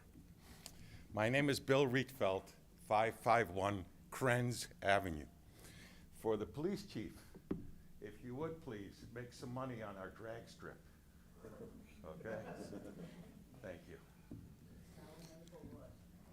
I beg your pardon? All right, let's keep. Excuse me.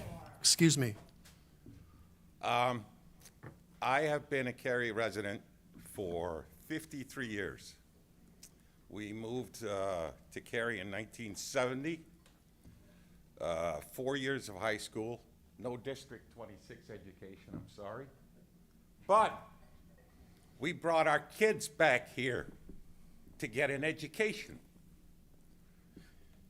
You're gonna increase the community development, the downtown, bring people in, and you're gonna decrease the quality of education. That doesn't make sense. Why would you come to a community that has a shortage of teachers or large classrooms? Okay?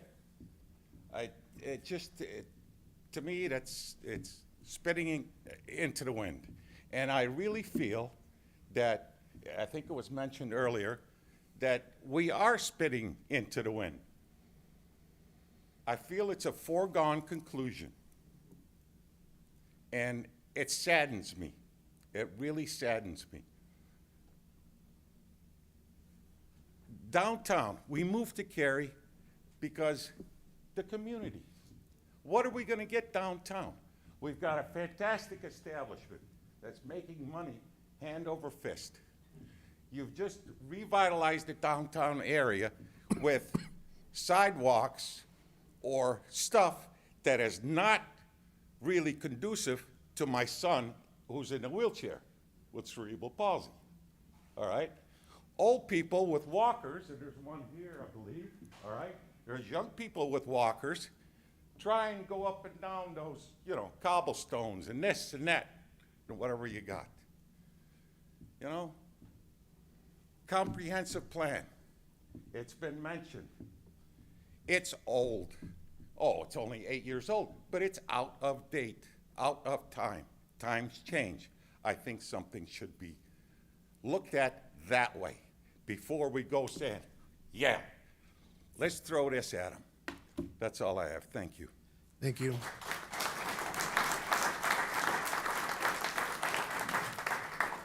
Judy Laughlin.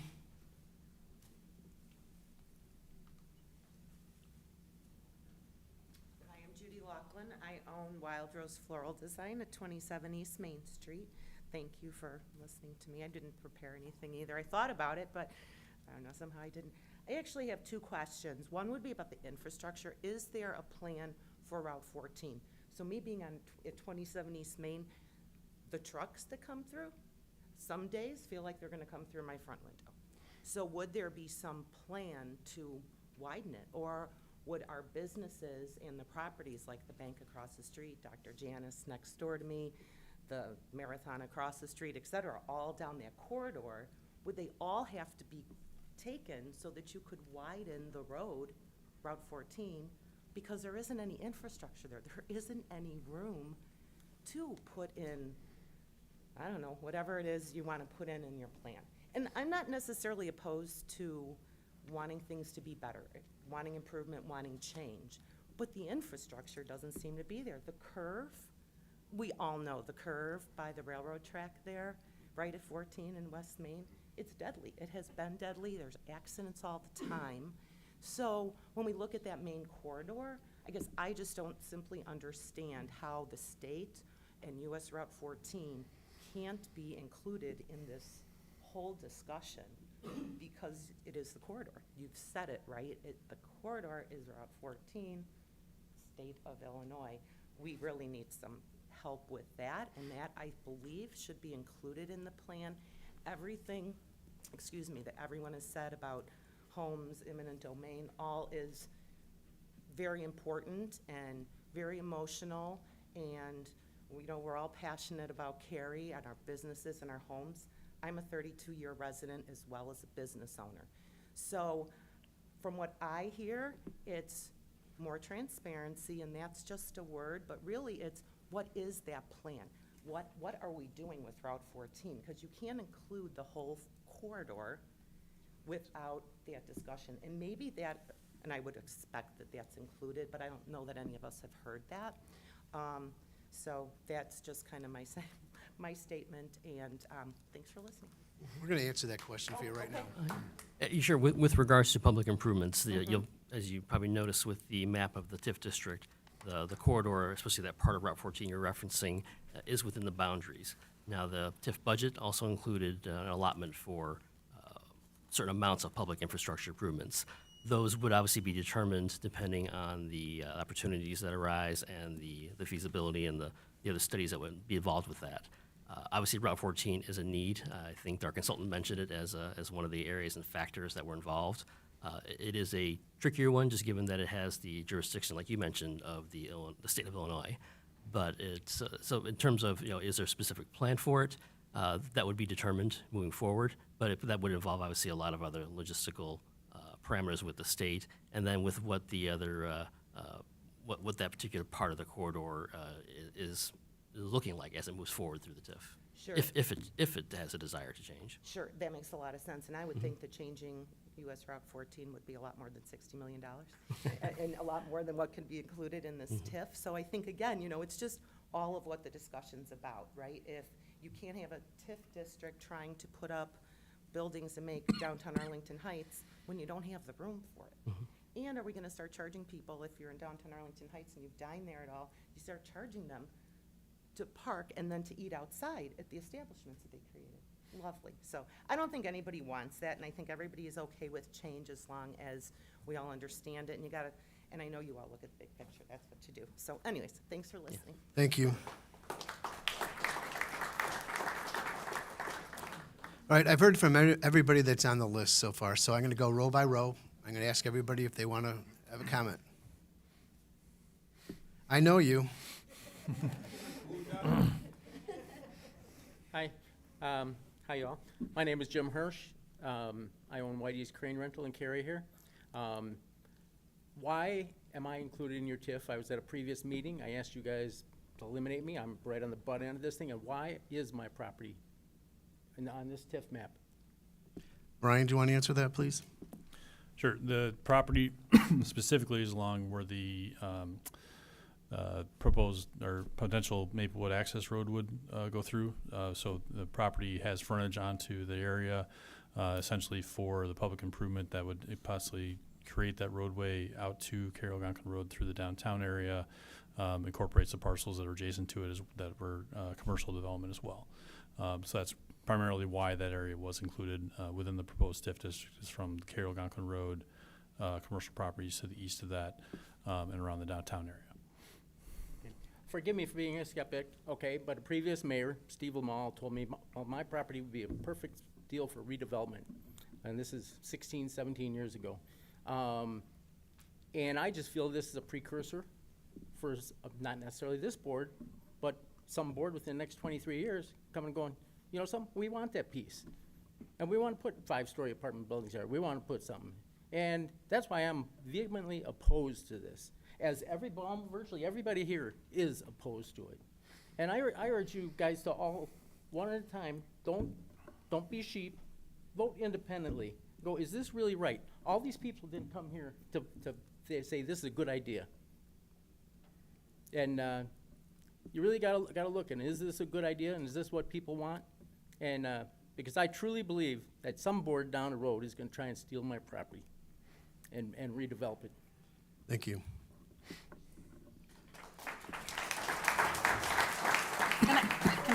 can I just ask something real quick? Sure. I just want to make something clear here. If any board, whether it's this board or a future board, whether there's a TIF or not a TIF, could not a board ask for eminent domain at any point? So having a TIF or not having a TIF has nothing to do with that. I'm just saying that's always no one here, I think everyone could say here without hesitation that no one is looking to do that. But you're right, in the future, I understand your point. But my point is also, I'm asking our attorney, is that not a possibility at any point, whether a property's in a TIF or not in a TIF, could a village go and try and do that? Because we're all looking at what happened in Fox River Grove, and that I think panics everybody, and it should. So I just want that question answered so that it's not going directly about the TIF. I know, I understand completely. I have a good reason to believe that somewhere down the line, somebody's gonna try and take it. Understand. Anybody else in the first row? Can I ask a It's- follow-up question? Sure. All right, so as elected officials, we're excluded from the TIF. So he was talking about future boards. Is anybody who's like on a future board, village board, going to be excluded from this TIF as well, or is this just because we're voting on it? What, why not included in it? Not you, no, I know that we all are. Mm-hmm. But are any future board, like, in the future, yeah, any future board members, will they be excluded from the TIF, or is that only because the current board is voting on it? If that arises, there is a potential conflict by being in the TIF, yes. So we'd have to look at that circumstance if it arose. Can I address Sure. this question that Trustee McCuppine asked? I understand why there are concerns about being displaced from your property. I do think the staff and consultants have been careful in trying to describe what the proposed plan is at this point. There is no active plan, specific plan to displace anyone from their homes. There are some homes that have been identified as potentially being within a business area that could be impacted, and they have been addressed to the extent possible in a housing impact study to indicate what support could be provided if somebody is displaced. Mr. McKenna noted, and the board has been careful about this to date, that any displacement of someone from their property would be by virtue of being approached by a private developer, which is what the TIF is intended to attract.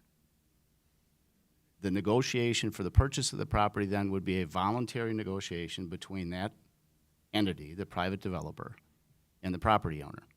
If the private developer is interested enough in acquiring their property and can in fact reach an understanding with the property owners involved about a price, then that project could move forward.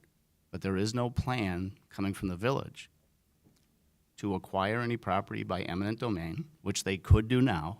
There's no plan to do it under their current authority, nor is there any active plan to do it by virtue of the TIF.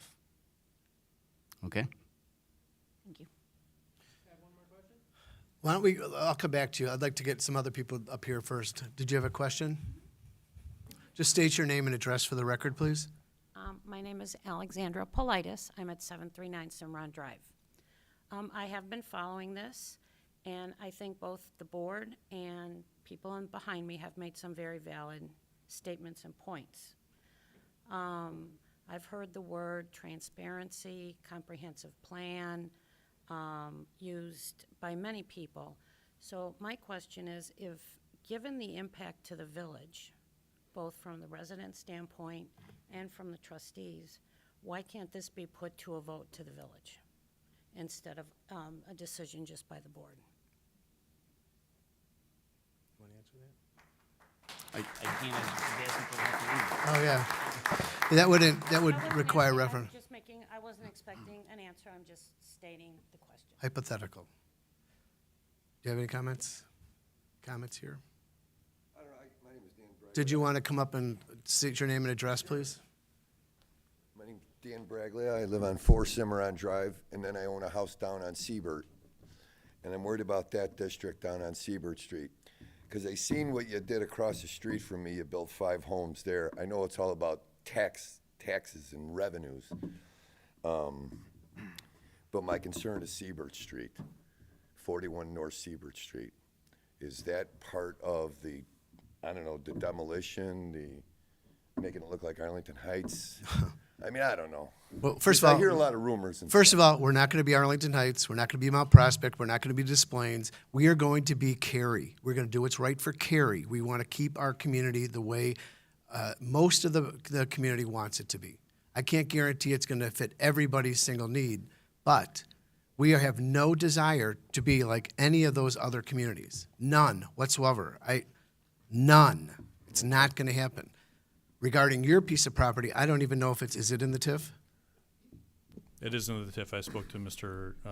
Braglia Braglia. yesterday on the phone as Right, far as, from a standpoint that Seaver Street was kind of utilized as the Because western. I want to put a new driveway in there because, you know, trying to clean up the town of Cary's, I don't have a driveway, I have a dirt driveway. So I'm concerned about spending money and then have it taken away.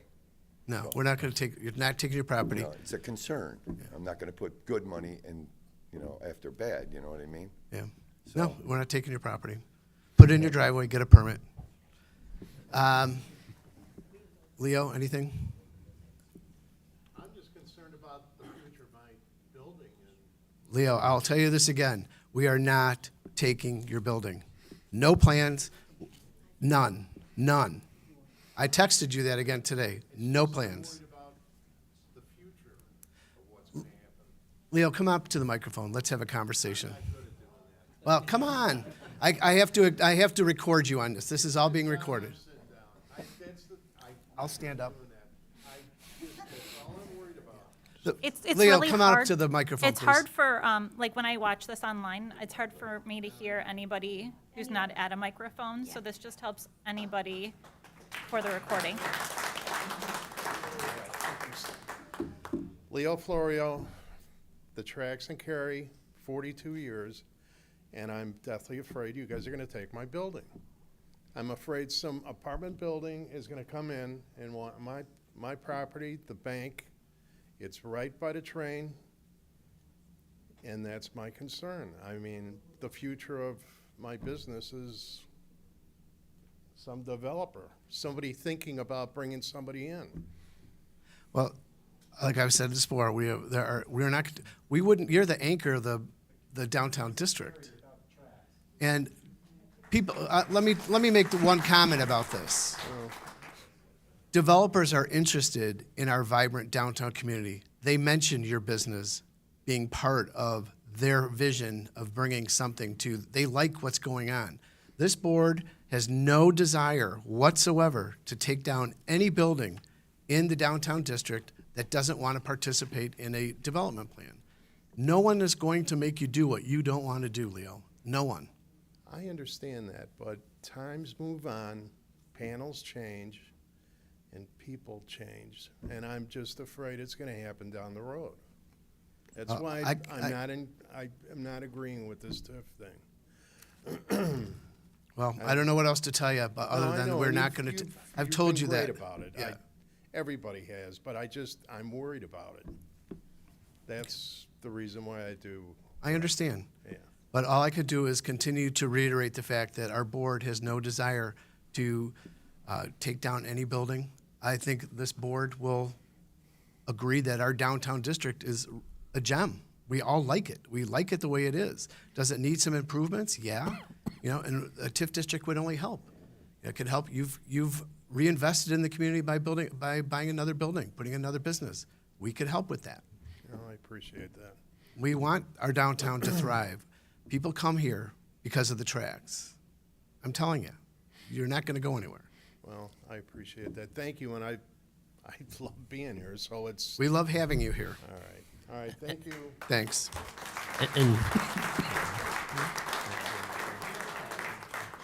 And adding to what the mayor stated, as you saw in the presentation, the goals of the TIF district and the plan are to enhance what we have here and build upon the success to meet the goals of the community and the village.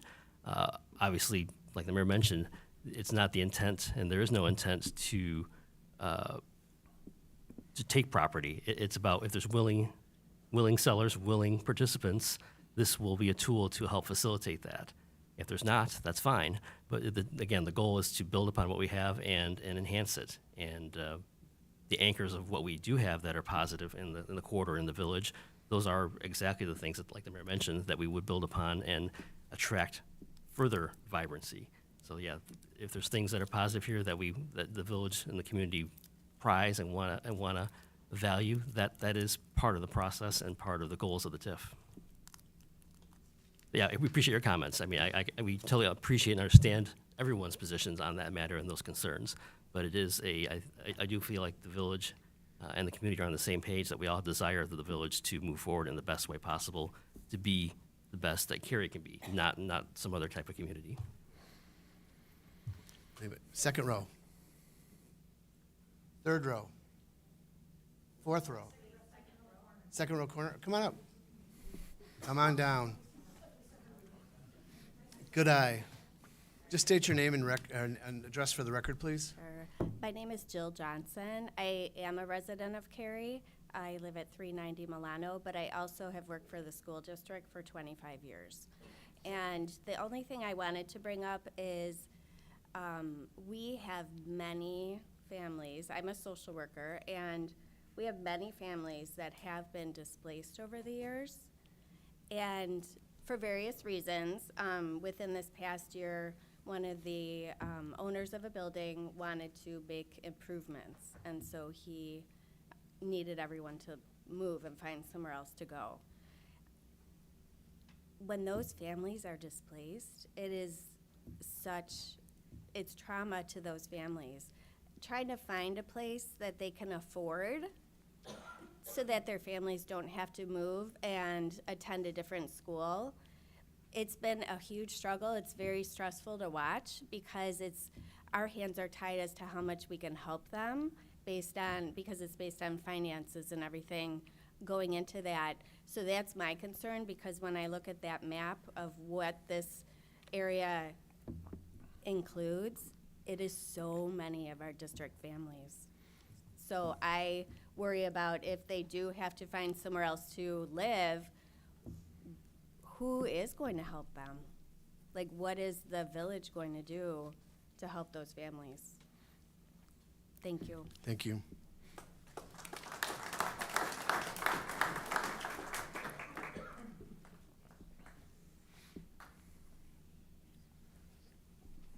Hi there, I'm Laura White. I emailed everyone, but I wanted this for public record as well. I am a speech language pathologist in the district for over 20 years, and I'm also a Cary resident at 1179 Patriot Lane. I have been a part of the bargaining team in our district for the teachers to bargain our contract, and when we discuss salary, it is told to the teachers that our raises are dependent on new tax revenue that is brought in, and that does make sense. If this TIF goes into effect for 23 years, it will greatly impact the district's ability to compensate its staff and offer competitive wages. District 26 is already having difficulty filling positions, and the number one reason people are not choosing our district is that our salary and our benefits are not in line with surrounding districts. We know the financial difficulties that this district has faced, and now that we are on the other side of that, thanks to salary freezes, higher class sizes, no specials, and minimal raises to teachers, it is time to increase teacher salaries. This TIF will tie the hands of the district and most likely force a referendum vote, which will not pass in this town. It will leave us with vacancies or teachers that come here for 1 to 2 years and move on to districts with higher salaries. This has a direct impact on student achievement and the quality of education that Cary students will receive. To be honest, the whole process has felt like the village has not thought about the district employees and the direct impact that this TIF will have on them and their livelihoods. We talk about being a supporting community and working together and not against one another. I strongly oppose the TIF and urge you to vote against the creation of the TIF financing district. If you guys do choose to move forward, I do appeal to you to negotiate some terms with the school district to lessen the impact on school finances. Thank you. Thank you for your comments.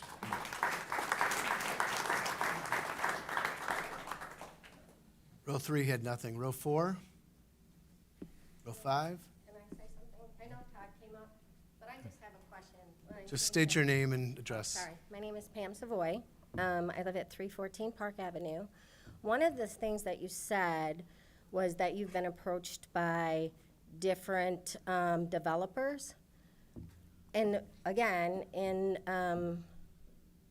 being transparent, why couldn't that be, like, why couldn't we know what their plans are or what they're proposing to you? Because that would make me feel a lot better if I knew what they're proposing, what they're thinking about doing, what is the plan? Because I think that's where everybody's up in arms, right? The unknown is scary.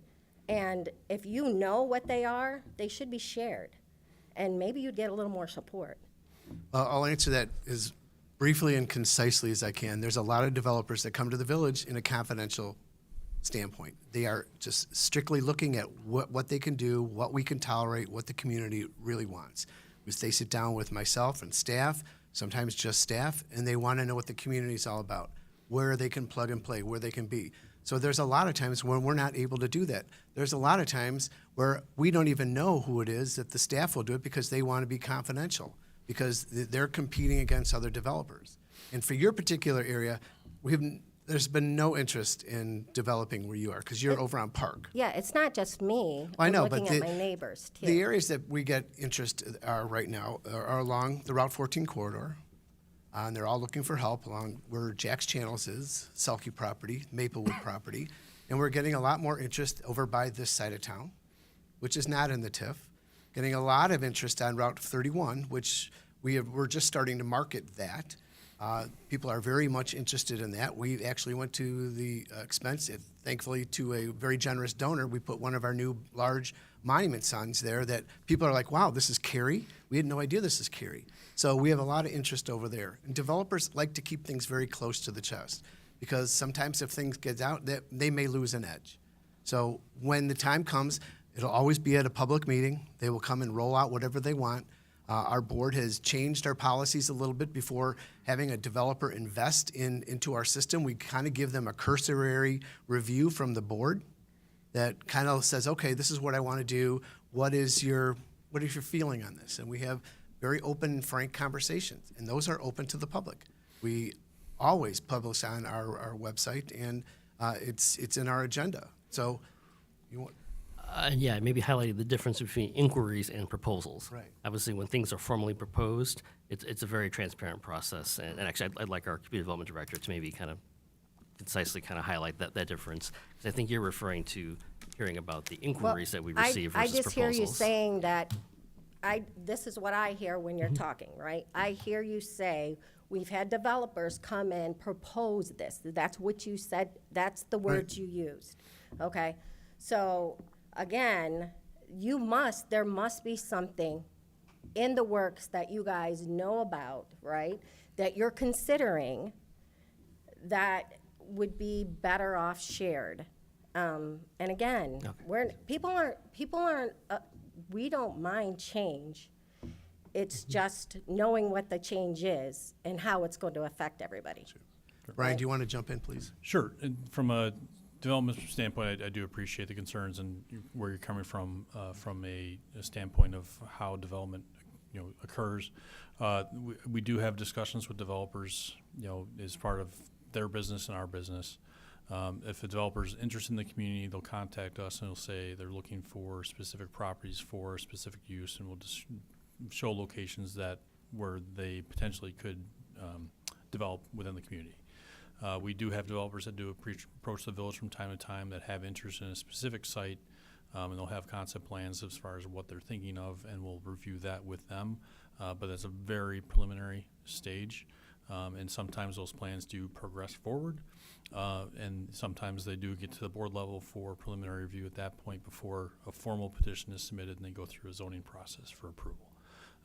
There are various sites, using Maple as an example, we've had 3 developers that have been under contract in the last 10 years. 2 of those got to the board level for preliminary review and discussion.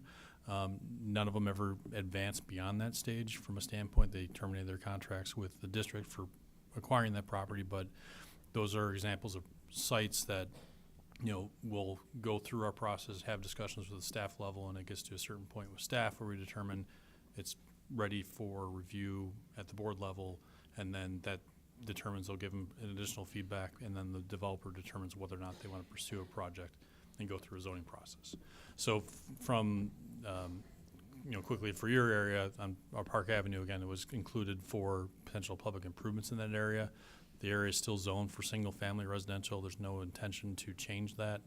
From a development standpoint, the vision for the village is still to maintain that area as a single-family neighborhood, but there are improvements that the village has looked at and identified in that area that are necessary that a TIF potentially could assist with.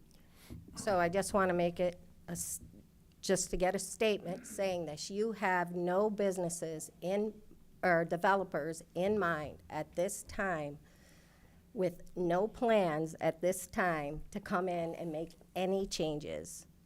There's nobody you have right now that you're considering to come in and make changes to the community. There's no active petition that the village has for Okay, development. that's all I wanted to, okay, thank you.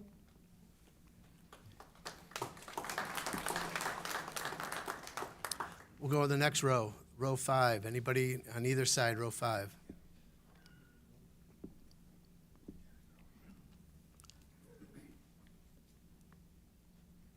Good evening. David Miller, 65 Northwest Highway, Cary. Just some clarifications. The comprehensive plan, you keep saying everything goes by, it wouldn't be changed without public input, correct? I would believe the next time we do it's That's always. what it was it's- last time, Yeah, you know, it was so very, any we had change in hundreds that- of people involved in that. Right, Right. Change the comprehensive plan, in addition to other processes that are involved. Yeah, because it was a great process the first time, so. And when it says best use, that you wouldn't condemn anything unless it was under best use, who decides the best use of a property? Whitey's property or the Trax property? Is that a public hearing, or is that just the village board decides the best use for a parcel of property in a TIF district? Do you want to answer that? What do you mean best Well, use? Part of the combination is if it's for best use of the village, that you can condemn property as a leverage and make it easier to condemn property if it's for the best use of the village. Who decides if it's as best use? All right, so the village is not contemplating condemning any property. Well, So let's start nothing in there. this board, I'm talking about 23 years down the road. But let's Who be decides clear. it? Who do we have to fight to All keep right, our property? Let's be clear. The school district has the right to condemn property. Mm-hmm. The library has the right to condemn property.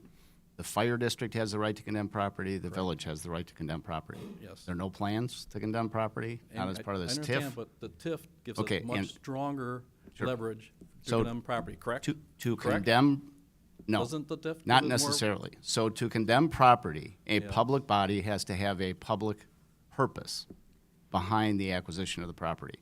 I don't know that it's a best use analysis. They have to have a public purpose, and a decision would need to be made by a majority of the public body, whether that's the school district or this village board, Mm-hmm. that they want to acquire property for a public purpose, presumably Mm-hmm. to further the interests of the community. That's what, but isn't not true that the TIF district has more leverage to condemn property than normal processes, correct? Not exactly. A TIF area provides a basis for a potential eminent domain action, but so can any other appropriate finding of a public purpose by a public body to acquire property in the public interest. And I see that there is money put aside for the school district and the library. They're talking about not getting money to schools, correct? But there's money put aside for any new students going to school, correct? Correct.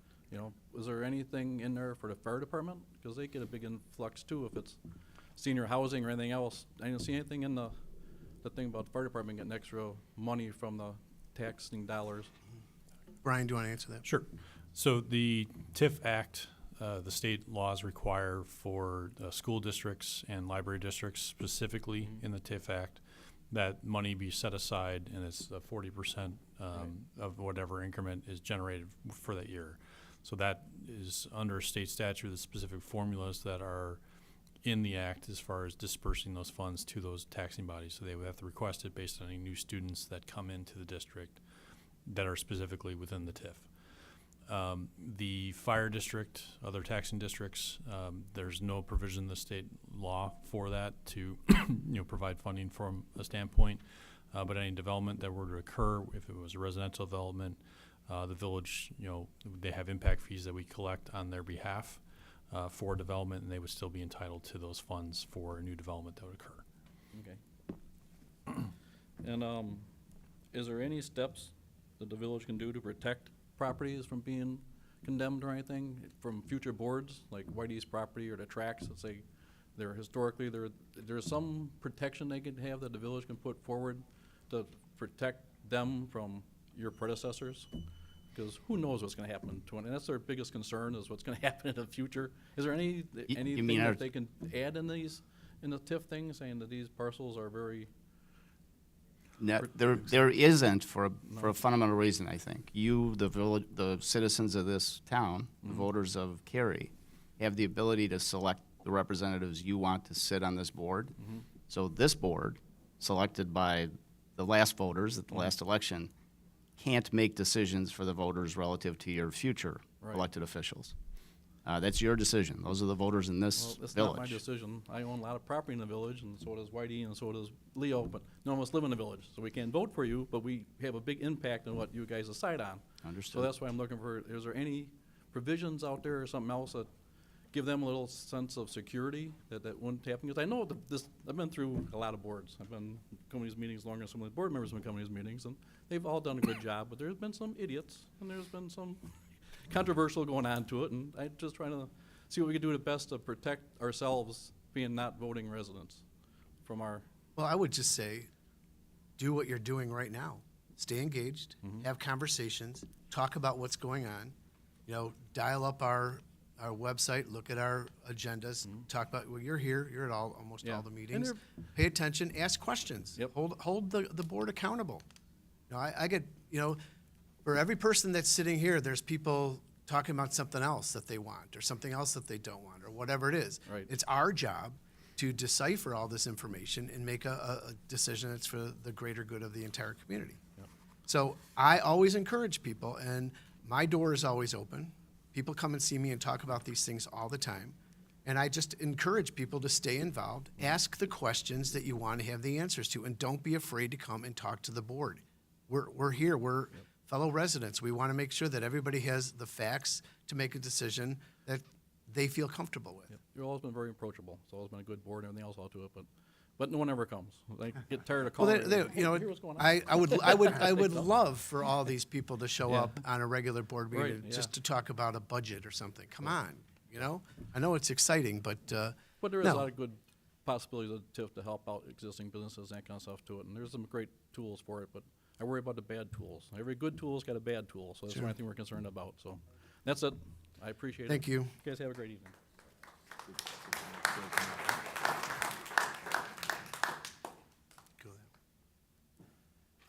Anybody where are we on the fifth row, sixth row back there?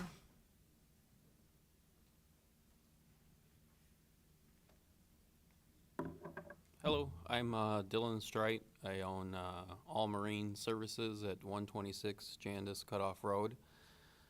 And I guess I see both sides of the coin of this because I've kind of been through both sides of it. On one hand, I think it'd be great to have money set aside to improve my property. For years and years, my dad's big dream was to have this huge marina, and sell all these boats. But then the economy took a fall in the 80s and we had to shrink down. He built a second edition and spent his life savings.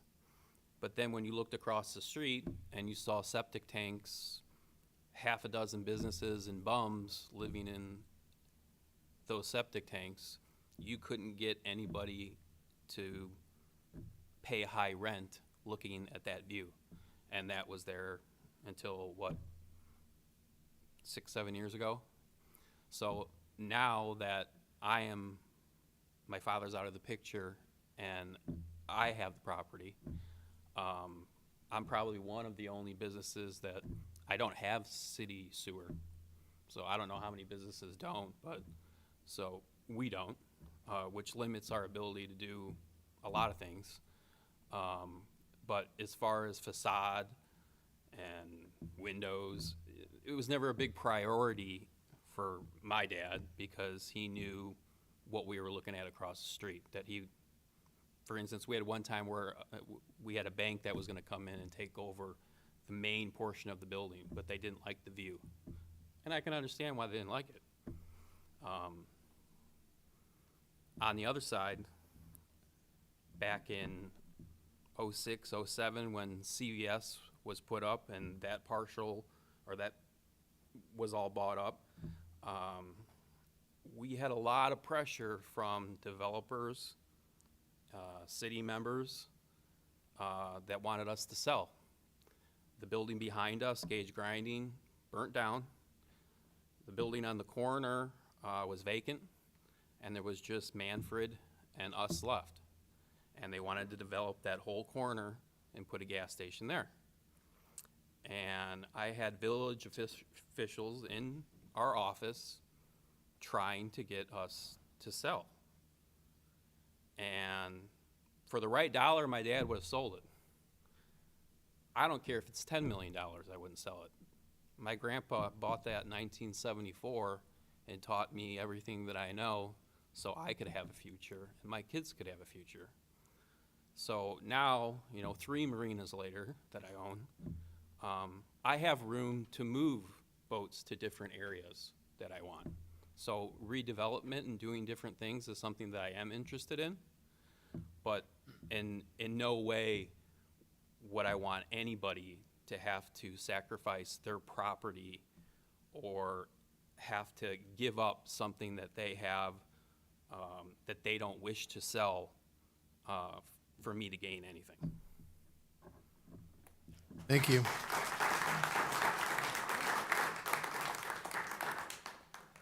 Anybody else in row 6? Come on up.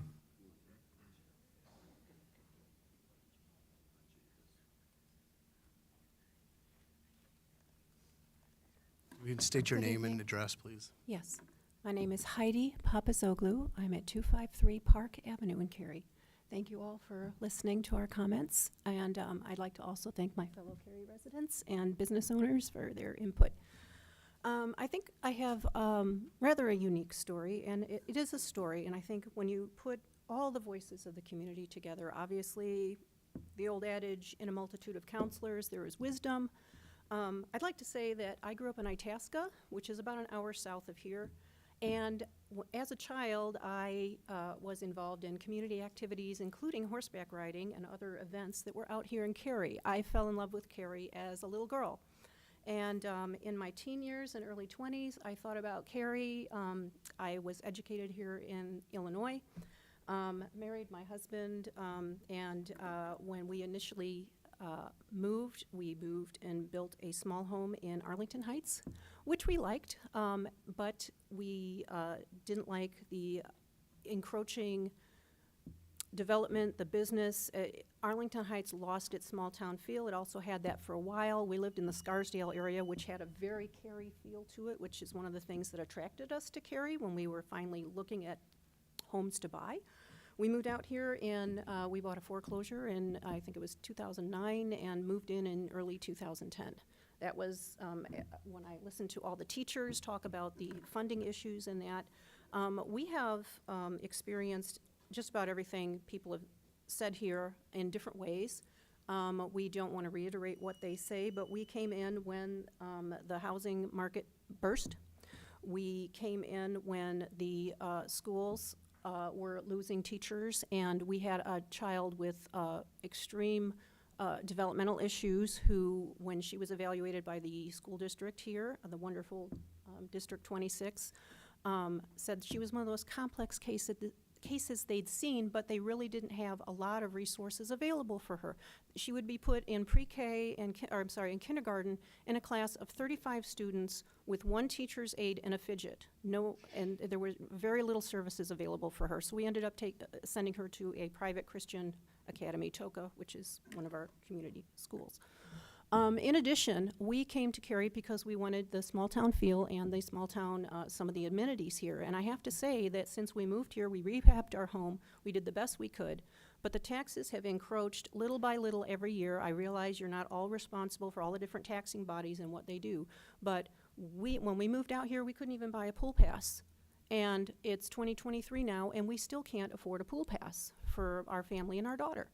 And the taxes are, you know, they offset a lot of the nicer things about the town. And I realize, you know, with the housing bubble that burst, with the pandemic, with the closing of a lot of small businesses in the area, a lot of the small houses, we're surrounded by small houses, families that we got to know sometimes obliquely, lots of foreclosures. And people could not hold on to their properties, and people still feel the strain. So this, although we do appreciate improvements, we do like the idea of a brighter future business-wise for people who have the ideas and want to invest in Cary. We do worry about that loss of the feel, the small town feel. We're losing a little bit of it, but we're just very, very concerned because of the taxes, especially Park Avenue, the creek, the flooding. We never flooded once. Our neighbors on both sides flooded. If there's flooding improvements, you know, that you're gonna be making to the street infrastructure or the drainage or sewer systems, you know, that's great. But I think a lot of it has to do with individual properties. And when you look at that, and then you look at what we're gonna be paying in the future, even in these tiny little, you know, incremental chunks and chunks and chunks, and we can't even enjoy our own community now. There's a lot of families that just can't afford what Cary has to offer now. What makes you think that this project, which to me just seems just vague enough to kind of give people a sense of security that, oh, well, we're not actively planning to do anything, but we never know what might arrive. So I just want to, again, thank everyone for their comments. We're just one family among many, but I'd like to just voice concern about the taxes. Thank you.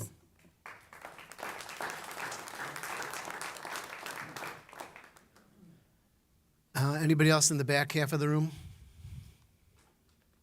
I'm the other half. Okay. Good burgers, by the way. So my name is Michael Papazoglu. I live at 253 Park Avenue. I guess I have to, because she's my wife. No sense of humor on here. Okay. So I vehemently oppose this project you're doing. And first of all, you guys say transparency. This is the first time I heard about this meeting, and I heard about it because I got a certified letter in the mail. I did not even know that we had several meetings starting in January about this stuff. And this kind of upsets me as a taxpayer here in Cary, you know. So I am not, okay, sorry, I'm not used to that, sorry, okay. So anyways, so when we moved here, I want to tell you a little story. And I feel that we're gonna be taxed out of our property, or we're gonna be one of those areas that potentially might be asked to leave or sell out because where your zoning is going to be at. So it was the winter of 2009, like my wife was saying. I was working at a job 8 to 12 hours a day because I was in a winter contract, you know, for doing snow plowing. I went to the house and I was building the house from my hands with friends from day one. My daughter was 4 years old at the time. And then at night, I was so tired, I had to drive to Park Ridge where I was living with my mom to get this house up running for my family. And we moved here because of the small town feeling and the property taxes were decent enough so we could afford this. So it took us 2 months to build this house that I did for my family. My little daughter gets into this house. She never had a room in Arlington Heights that we lived there. The first thing she saw is the room. And she picked up a toy that she hasn't played for years, and she starts playing around the halls in our new house. And that image is going to stick with me to this day I die. But what's going to happen is that with this thing that you guys want to build, that image is going to dissipate because you can either tax us out of our property or you can tell us to move, which I don't like. So I just urge everybody here to vote consciously. You got a lot of people here that are trying to make a home and families in your community, in your town. That's all I have to say. Thank you. Mr.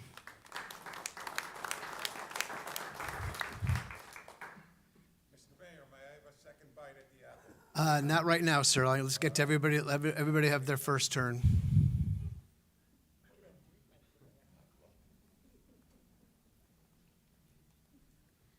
Hi, Catherine Potter, 1419 East Main Street Road.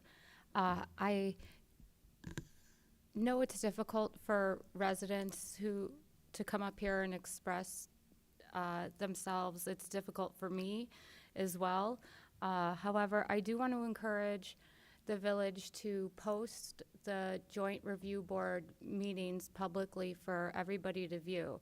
I had to put in a Freedom of Information Act request to view the June 7th meeting, and I felt like there was a lot of good information in there and that the residents would benefit from hearing that.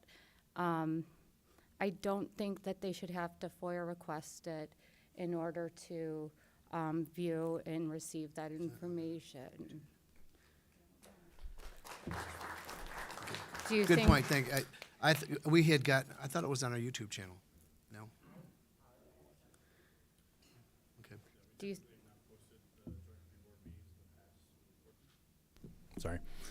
We typically have not posted the joint review board meetings in the past to our YouTube channel or whatnot.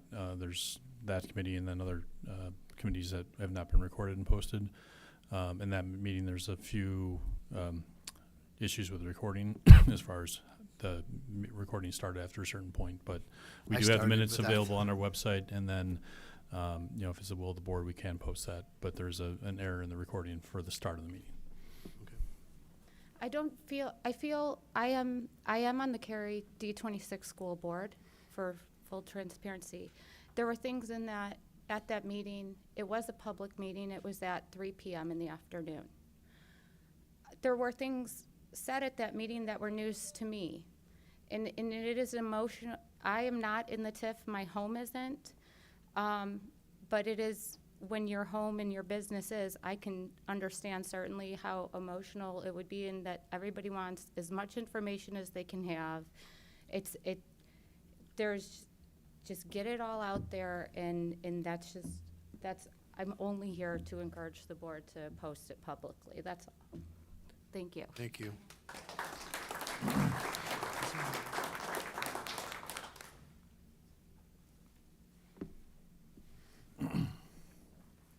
Anybody else would like to address the village board?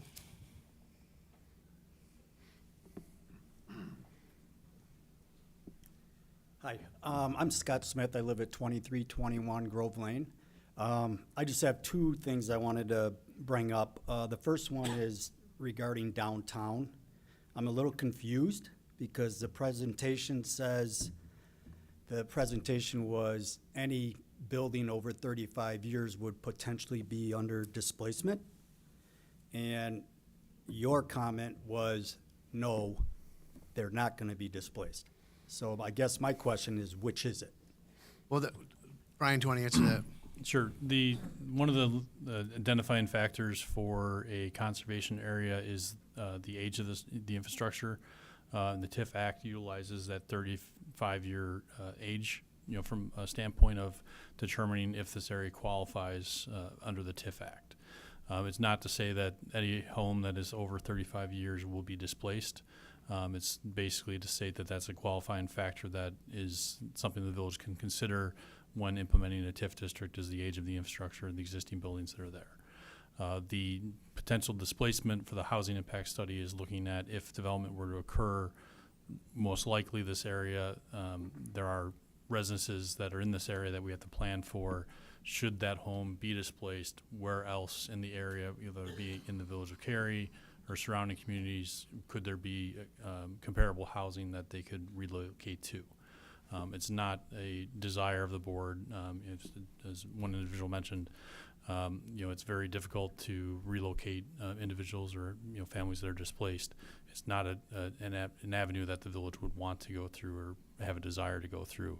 It's ultimately the private sector would, from the village's standpoint, pursue development and acquire properties from that standpoint. Does that pertain to the businesses also downtown? Yeah, so any property. Because you know, that's been a big topic of, at the last meeting, the presenters kept talking about, we would like to have things like Des Plaines and like Mount Prospect, and then we're hearing tonight, no, we're not gonna be like that. So, I mean, there were You even know, residents excuse me, there last time that can I said- interrupt you for a minute? Sure. I don't think I watched that meeting. That was not a village board meeting, but I watched it. Nobody was saying that we want to be in Arlington Heights, Mount Prospect, or Des Plaines. That was never said. The presenters mentioned. They mentioned they that. would- they said, Please, ask let me them. finish, let me finish. They mentioned that those are the benefits of a TIF. You can have something like that. These are the presenters that were there. Correct me if I'm wrong. Those were used as examples of a positive use of a TIF. Not that that's the direction we're going, but the benefit of a TIF is to utilize the infrastructure, increasing the business presence and helping that way. Phil, did you want to chime in on that, please? Yeah, just to clarify, I really went along the Northwest Union Pacific line and pointing out towns, not for replication of those towns, but just towns along those corridors that had used TIF successfully. But there were a couple residents that said the reason they moved to Cary is because they don't want to be in a place like Des Plaines, and that was never even clarified that night. It was not clarified, no, we are not going to be like Des Plaines or that. This is the first time it's been brought up that. Well, I'm glad that you get to hear this from this village board. We have no intention of being Arlington Heights, Mount Prospect, or Des Plaines. I grew up in Mount Prospect. I love the town. It's great. Is that what I see, my vision for the village of Cary? No. I see the village of Cary carrying on the way they are, having the charm that people like. But do we need improvements? Yeah. Do we need to remain competitive with the other communities? Yes, we do. But we have aging infrastructure that can only help by the TIF.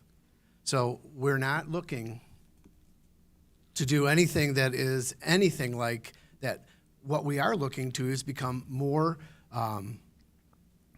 visible from Route 14. We want to increase the number of people coming into our downtown district that will help all of our businesses, as well as all the retail and the other business aspects that we have throughout our Route 14 corridor. So a TIF will only help that. And you had a second comment? I feel bad for some of the business owners down there that are being approached on this. Who's being approached on what? A lot of business owners downtown have been approached. By About whom? this TIP project. So, I mean, they've worked hard their whole life to build their business, and now there's potentially an issue of their building, or them having to move or something along those lines. That's news to me. No one has said anything to us. No one has come to the village. First of all, anybody that wants to do any type of improvement has to come through us. No one, to our knowledge, and I try to nip these things in the bud, trying to make sure that people have a thorough understanding what this is and what this isn't. People typically come to me because I'm the mayor and I'm the most visible one that's out here. I'm out and about in the community. I will go to a business and talk to them. I have business owners in here right now that I've met with personally at their property saying, look, there is no interest, there is no concept, there is no plan to take down any building in our downtown district. That said, there is a building owner in our downtown that would like to redevelop his property. Is it wrong for us to encourage that? If you want to keep your property, keep your property. The gentleman from All Marine, he was approached and wanted to sell his property. It was in a TIF. He held on to his property. He still has his property. So in effect, that's an example of how this can work. You have to work together and communicate these things. So no, we are not tearing down any buildings. None. Okay. The second one, and this has been an ongoing one, is Maplewood property. I'm the former president of Cary Grove Youth Baseball and Softball. I was president for 10 years. Been a director 17 years. When that school went for sale, it's been very hard for our organization. Every year, talking with the school district, which has been awesome to us, for us to be able to use those fields. They have always said, as long as we own the property, we can stay there. But every year, it was this, you might want to plan for this being your last year. You might want to plan every year. And I saw what happened with the last developers coming in. The first year I was president of baseball, we were at opening ceremonies. Mayor, you were there. I made a comment that is my opinion, that I said to you and the school district and the park district that I thought it would be great if the three organizations could get together and redo that property for the community, for our kids. And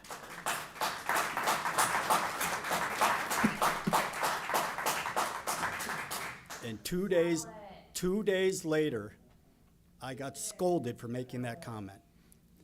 And I think that's wrong as a resident. I've been in Cary since 1968.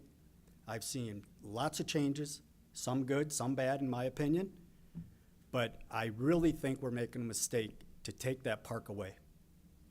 And it's the only piece of property on this side of town that has open land for those kids. We just finished having our All-Star tournament. We had people from all sorts of towns. We put on a great tournament. It brings people to our community. I just think it would be sad. And those residents around there, I've spoken to many of them. They do not want to see housing in there and apartments in there. And to put a roadway through, I think that would be wrong. Our baseball league's been there since 1953, and I know there's board members that have kids that have gone through this, and I would love to see us keep it there. Okay, thank you for your comments.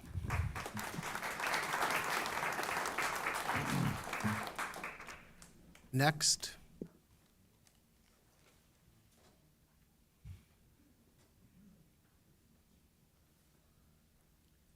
Good evening. Chris Netz, 442 Wentworth Circle. I'm intimately familiar with the TIF mechanism, and I'm here to express my fervent support of the TIF. In my professional career experience with TIFs, I often find that there are misconceptions about the financial, economic, and social impacts of this mechanism. Transparency also requires that we as residents participate in the process, and I am encouraged by the attendance and hopeful that misconceptions and misinformation have been dispelled in this process. Fear, in the absence of accurate information, can be unnecessarily and detrimentally contagious. This TIF is not going to change the small town character of Cary, but will ultimately enhance it. Cary will not become like Arlington Heights or other suburbs of the like, because fundamentally it doesn't contain the core features that cause that to happen, such as land mass and area, population, proximity to transportation, and proximity to employment. It's these things that make comparing Cary to Arlington Heights like that of comparing an apple and an orange. I advocated a campaign for the school district referendum when the district was struggling. I would never do anything to jeopardize and contradict that work. I do not believe the schools will be adversely impacted. Teacher turnover is most often organic, and it's highly unlikely that teachers will change districts as a result of this TIF. I would encourage you for those of you that have questions about that, to research whether you have seen this play out in villages comparable to Cary that pass a TIF. I trust this board. You have demonstrated a successful track record of improvements and sincere intentions for the well-being and long-term prosperity of Cary.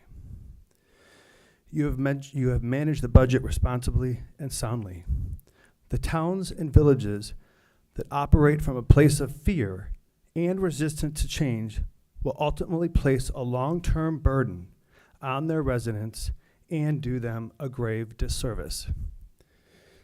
Fear often exists in the absence of misinformation.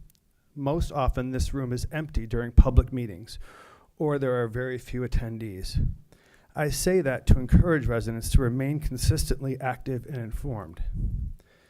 I hear the mayor and the board stating facts and clarifying misconceptions, yet they are met with skepticism and cynicism.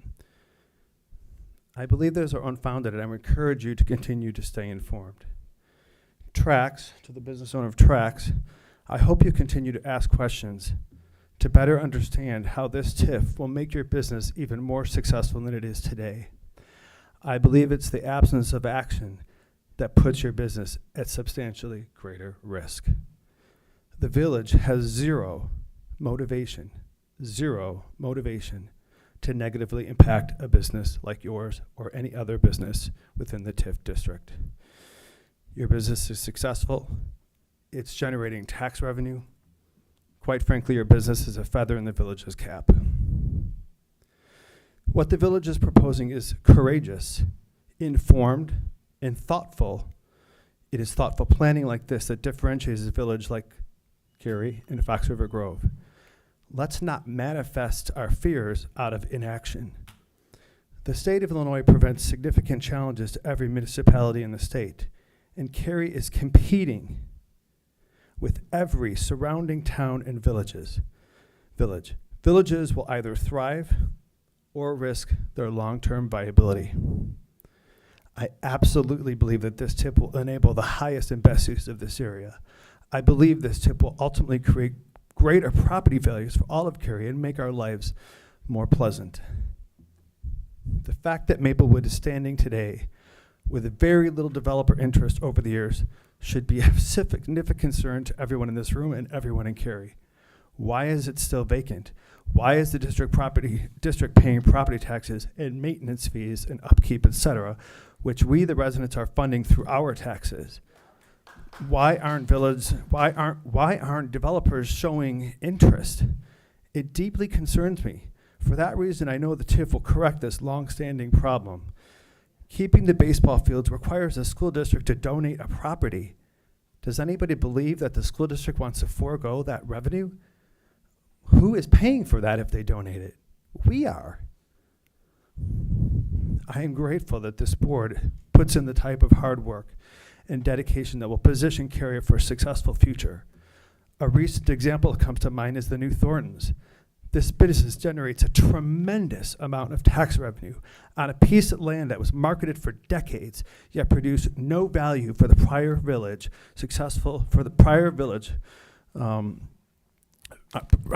produced no value prior to this. This village, this board has made a lot happen, and that is one of them. Every time I drive by this Thorntons, I smile, and I'm so pleased that it's a productive use. For all of these reasons and more, and I could go on for a long time, but I won't, I urge the board to approve the TIF at its first opportunity. And for that, I believe you will help to ensure our long-term success as a village. Thank you.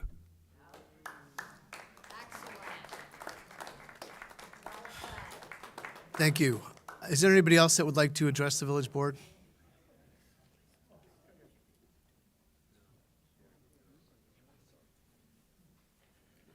Hi, my name is John Zakowski. I'm a resident of Arlington Heights Country Club, 250 Northwest Highway, better put.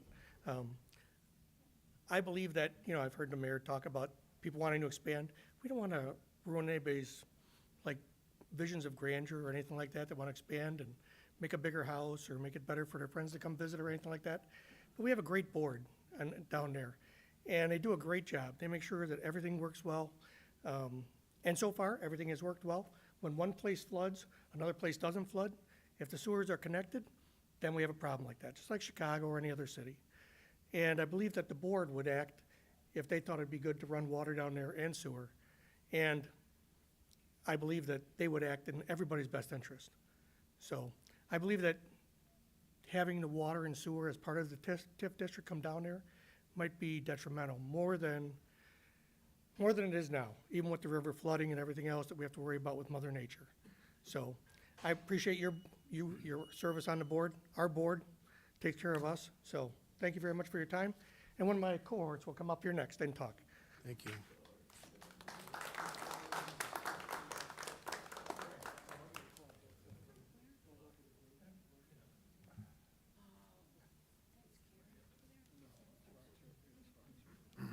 How you doing? Greg Hopley, 215 Northwest Highway. You never answered the question about why didn't you put up this for a referendum? It was never a discussion. The why wasn't Because we ever don't have discussed. to. You don't have to, right? Well, it's not a Exactly. requirement. It's like, I think somebody referenced, I think the referendum that Barrington just passed was a home rule, to be But home why, rule, not why home didn't you rule. do that? Because outside of a few people back here, you've caused nothing but harm to a lot of people. That's, you may have good intentions, but that's the ultimate what took place. We're at Arlington Club was chartered in 1891. Okay, so we've been around since the beginning, all right? We've stayed out of the TIF. This is more personal for us because we've stayed out of it, which has been a good thing. But Jack's Channel, you've been trying to develop Jack's Channel for 40 years. And by putting us in the TIF, you've put us into the situation of being combined with Jack's Channel. Plus, you talked about the B1, zone B1 properties. And if those people are displaced, you're going to find technically properties that would be equal value or in the same location at some place that will be equal to what they had. How can you do that with riverfront property? How are you going to put us to a bend in the river? How are you going to, decide how to do that? You know that? Can you answer that question? I can answer the question that the Village of Cary has no desire to take down any of the buildings that are in Arlington Club. If you wanted to develop your property, that's between you and a developer. If a Right. developer were to knock on your door and said, we'd like to develop your property, that's a conversation you have. That's a conversation that this board is not willing to have with a developer. But now that we're in the TIF, you can have that conversation with a developer that wants to develop Jack's Channel or the Cary Park District. And what's more, what would include our property in with that discussion? Again, I'll state it again. The Village of Cary has no desire to take anybody's property.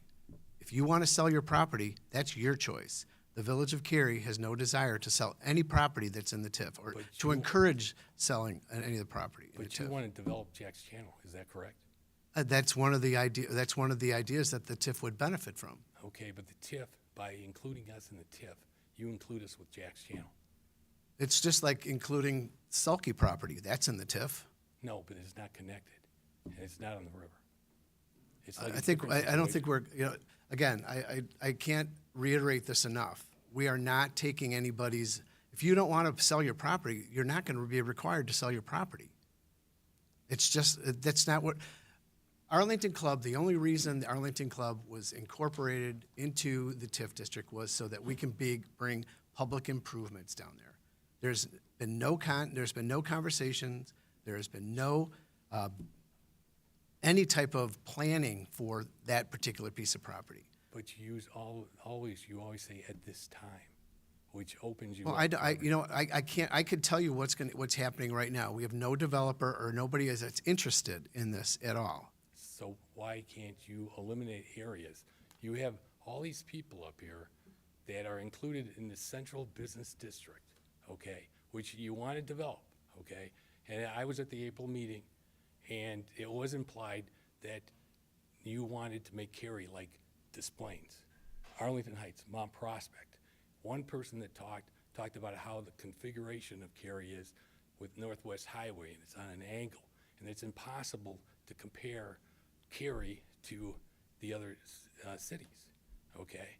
So it's important for you to improve an area at a time and not include areas that are like miles away from downtown Cary. Well, an effort for us to have this be a successful TIF, we have to have a larger portion.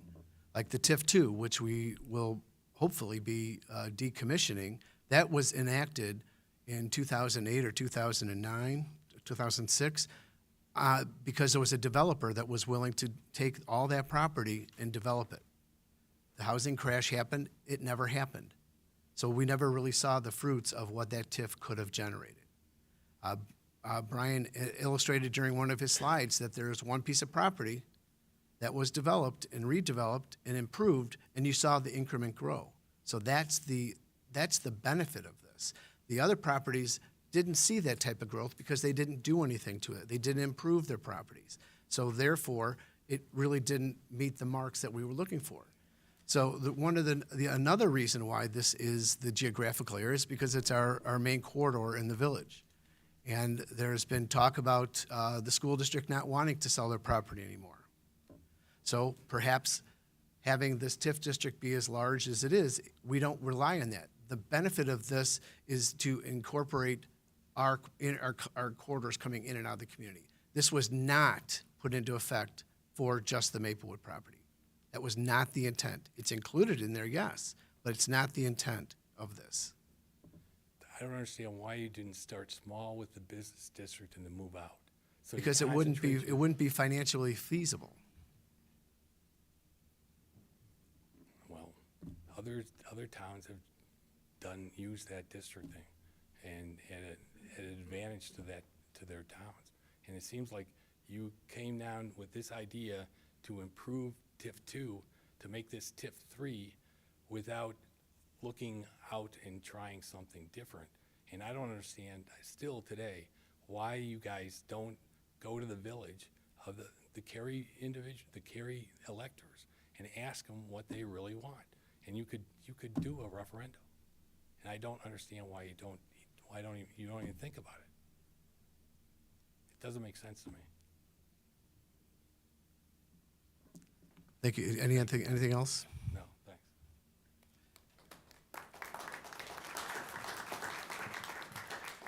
Is there anybody else that would like to address the board?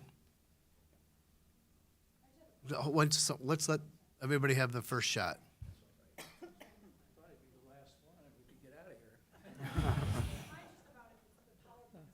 My name is Harry Ford. I'm on 150 Crystal Street. And I'm more concerned about the developer or even the village taking my property at a much lower value than it really is. And I go back to 2008, TIF 2. This is kind of like deja vu. Back when that happened, there was a developer came in. Every day, it seemed like, for a while, I was getting calls, contacted by developers. How much you want for your property? What will you take for it? Give me an offer. Finally, I said, well, what would you give me for it? They offered me a ridiculous price. I mean, much less than I even paid for it, less than half of what I paid for it. I said, you got to be kidding. He said, well, how much do you want? So I gave him an offer, several $1 million. He said, well, that's crazy. I said, well, so is your offer. So the next call I get the next day is from Mayor Lamal, who said, if you're not going to sell your property, I will take it under eminent domain and I will sell it to the developer. And I said, well, if you take it under eminent domain, what would be your value? He said, well, whatever the developer wants. And I said, well, that's a crazy price. And I said, are you a developer? Are you a real estate? He said, no. But I said, well, then how do you know what the value of my property is? He said, well, we're going to make this happen, and you either sell it with the developer or we'll take it under eminent domain. And by the way, our pockets are a lot deeper than yours if you want to fight it. So fortunately, a week later, the whole thing fell apart because of 2008, and I haven't talked to a developer since. But my concern is right now, if this starts all over again and my property becomes an asset that a developer would like to have, and you just mentioned, we're not going to force you to sell your property. It's between you and a developer. Well, if a developer comes in, he's going to want to buy it as cheaply as he can. Unacceptable to me. And I say, no, I'm not selling.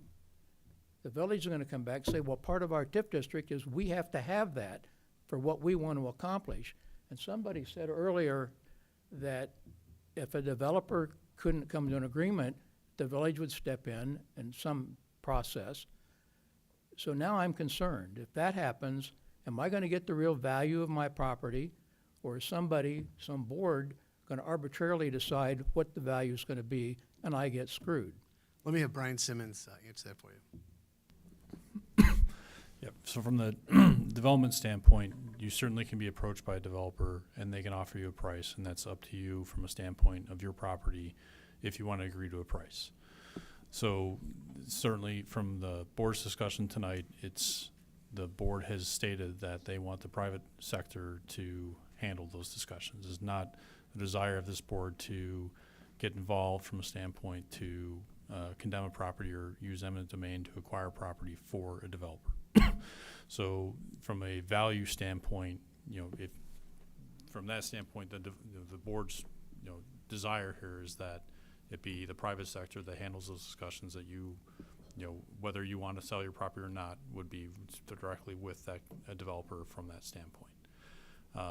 From the eminent domain standpoint, if that were ever used, which again the board has said it wouldn't not be, there is the process from that standpoint determines what the value is for a property, and then you would be compensated for that, from a acquisition for a property, and that's again outside the TIF purview, but there's court procedures that are in place as far as how that process would work.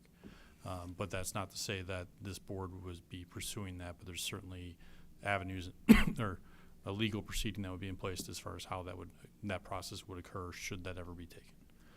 Okay, so if I understand what you're saying, is it may not be eminent domain, but if this project's gonna go forward and there's a vision and my property is in that, and I don't agree to the price I'm being offered, You don't need to then sell it. it may not be eminent domain, but there are other channels that the village would take to take the property. No, Could there's, I yeah. add? Yeah. Here's the normal thing that happens in that case. Let's say you say your price is $3 million. Okay. Absolutely, and you can verify that by appraisal, et cetera. The developer says, I can't pay more than $2 million for it. Then what would typically happen if the village really wants it, the village would say to the developer, you gotta pay that guy $3 million. We're willing to offer you a TIF incentive of $1 million to get you up to the $3 million. We're not in any way gonna provide or support paying that individual anything less than what he's entitled to. That's what normally happens. Okay. All right, well, that was my concern, so, thank you. Thank you.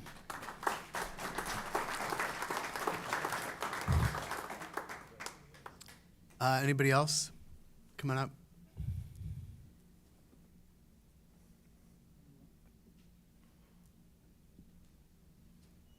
I'll be quick. Casey Casatolo. I work at a couple of businesses downtown. My question was, and I apologize on the numbers because the slide was a long time ago, but when you put up the $60 million, that's, and it was broken down into different categories. If I remember correctly, there was $1 million allotted for facade and improvements of that nature, if that's correct. Is that $1 million for the 23 years, or $1 million, how is that allocated? Oh, Brian Simmons. I can answer it. It is for the 23 years. However, remember that the $60 million, that's the guiding figure. So let's say that in the first year, the village already made the $1 million. That's not a constraint. They would effectively borrow from another line item. Okay, yeah, because my concern with that was, that's like 43 grand a year, and we all know how much building improvements cost, whether there would be money, say, in 10 years for facade improvements for businesses coming from someplace that has 3 buildings downtown, just making sure that, like you said, that number wasn't gonna be all we get for 23 years to do improvements. So just wanted to clarify. Thank you. You're welcome. Is there anybody else? I'll go to round 2. Go ahead. Did you want to come up to the microphone, please? So if the recording is, I know the recording's available to us, is the PowerPoint available to us? Yes, We we can put make that that up. available on the website. Put it as on the well. Yep. website. Mhm. Again, Bill Rietveld, 551 Krenz. Is there a vehicle or process, Brian, for the people? It was my understanding that you guys told us that there are areas in the TIF that are just for infrastructure improvements, right? You've designated spots where there's a bunch of homeowners here that are saying, oh, my house is gonna be gone. No, it's, we wanna increase your sewer or septic or whatever, your water hookup. Am I correct in saying that? Yes. So is there provisions or any kind of language that you can put in it and say, section X is gonna be for improvements only. Section Y, we're gonna, you know, try and get this done. Stuff like that. Can that happen? For the attorney or the director of community development? Brian, do you want to answer that? So any funds that are expended within the TIF? No, language thing right up front right now, we've got TIF 3, and in section A of TIF 3, we're only doing infrastructure improvements. That's it. Everybody can sleep soundly. Yeah. From a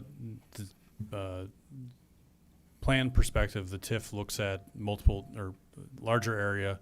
So there's various improvements that would be involved that are in the plan looking at, I'll just use the Jack's Channels property as an example. That site, if that were to develop, there are public improvements that would need to be done to provide utilities out to that area. So the extension of water lines, sewer lines would have to be done off the property to serve that site.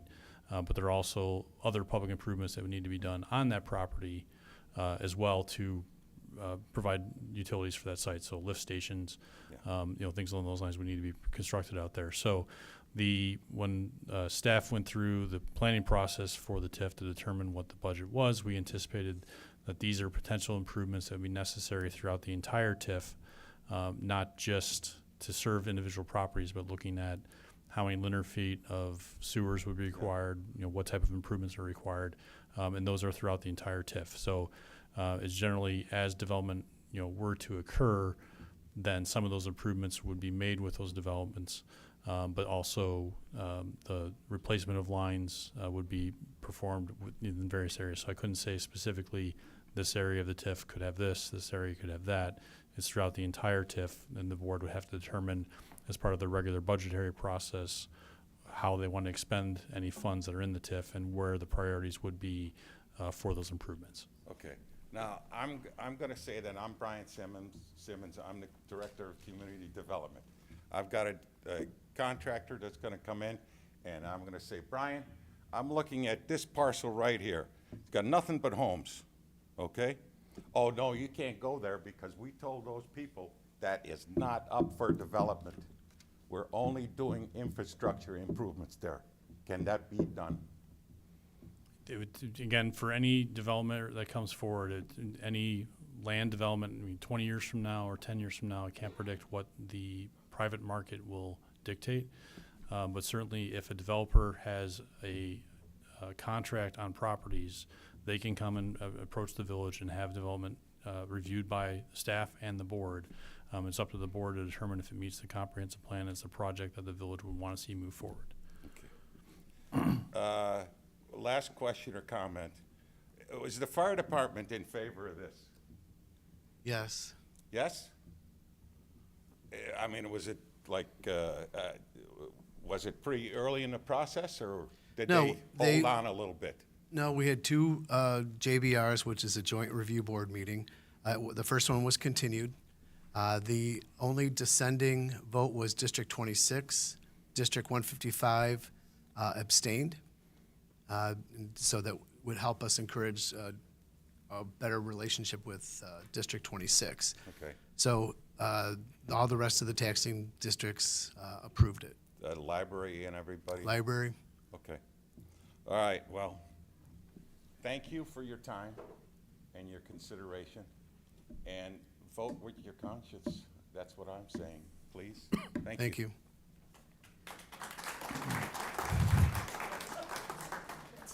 Greg Hopley again. You didn't answer the question.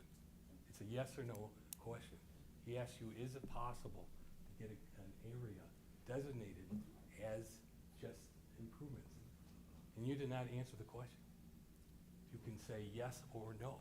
is it possible to have that written into the law or the legality thing, that that's what can be added to this TIF? Because if you did that, there's a lot of people here that wouldn't mind this TIF, because it's supposed to improve downtown area, so you're hoping that they make the good judgments, okay? But if you say this, or you put this in the TIF, that this parcel will not be developed, that they won't come in and take your house away from you, or in our case, our, club that's been in existence since 1891, okay? That relatives were members of this club for 130 years, longer than the towns have been here. And if you can say this, that the only reason why you want this property is to make physical improvements, that would relieve a lot of people.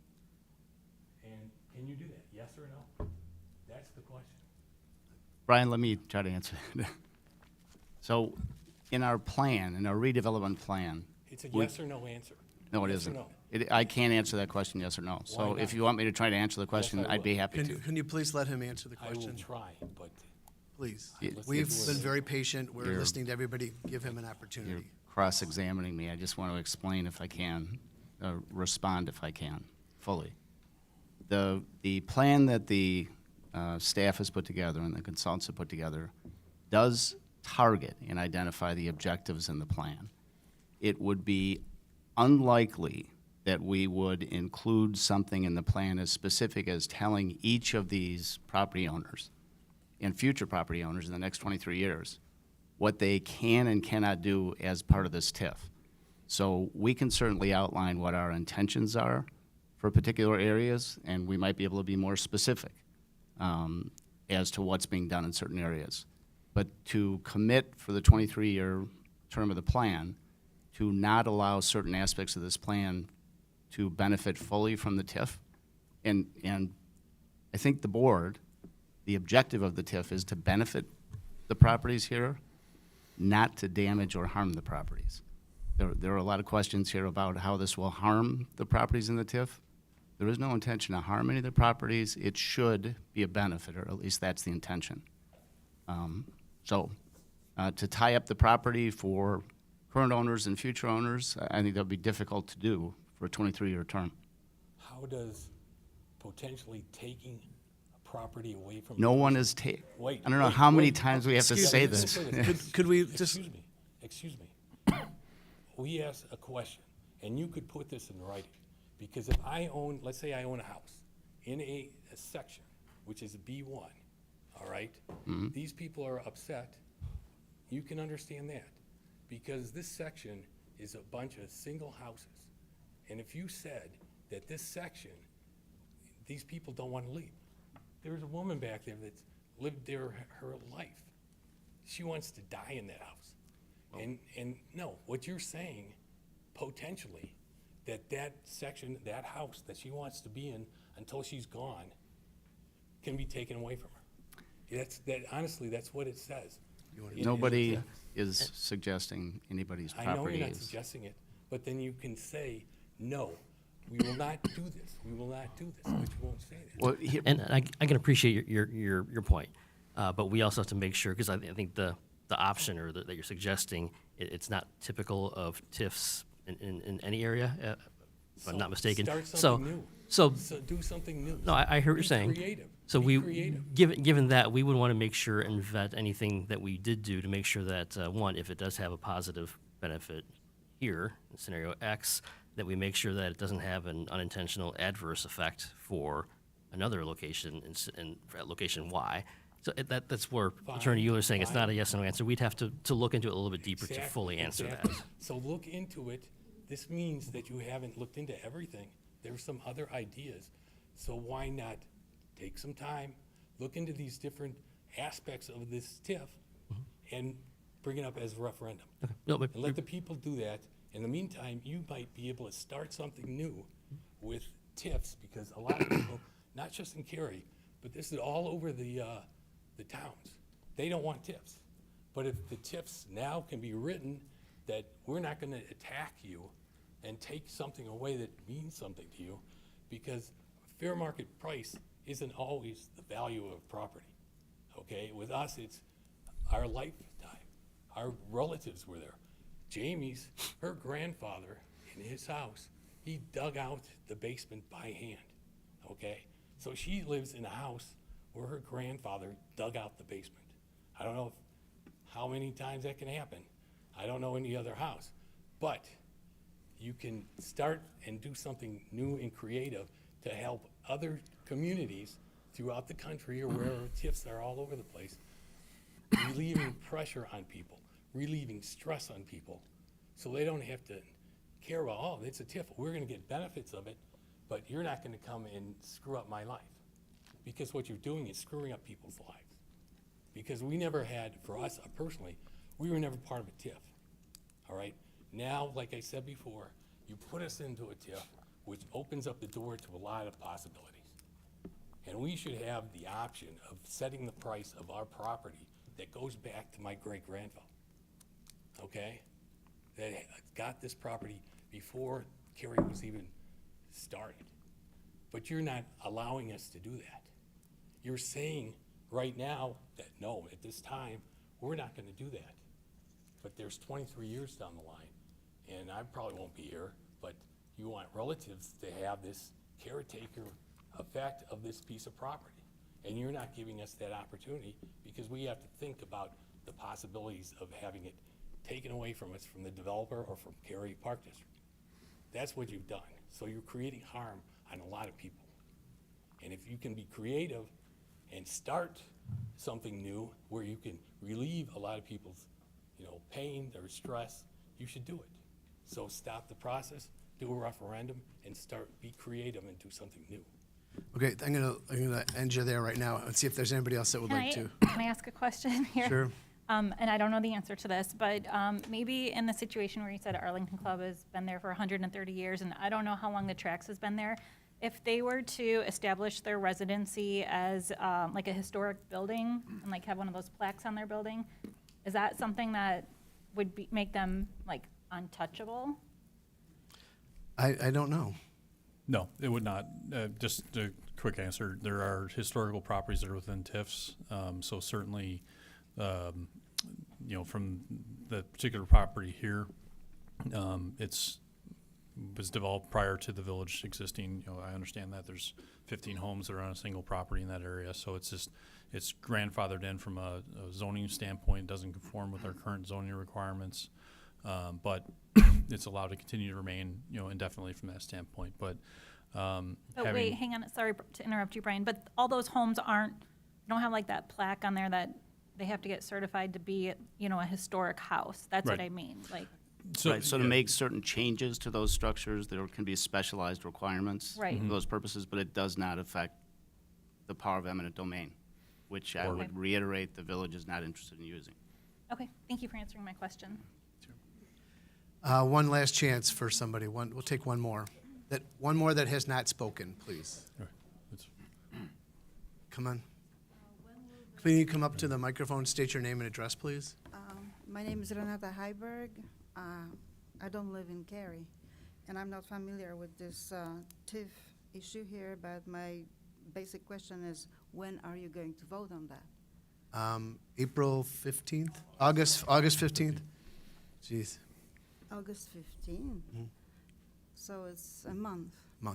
Is there any way that we, business owners or owners in the area can contribute to your decision, or are you just going to vote because you're going to vote? And, Why don't you let us know what you're thinking right now? This is what the hearing is I for. don't know what to think. I just got the letters picked up from the post office 3 days ago.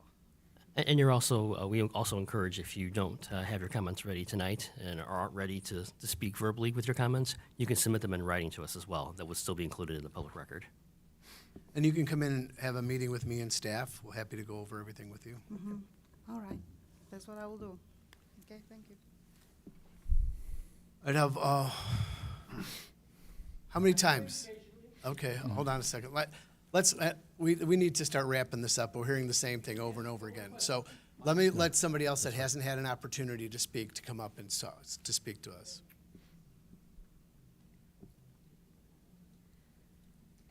I'll make this short. Nancy Campbell, Arlington Club. Anything that you've presented tonight, I cannot see any relation to our little area. Now, you're telling me that the reason we are in the TIF is for the water and sewer.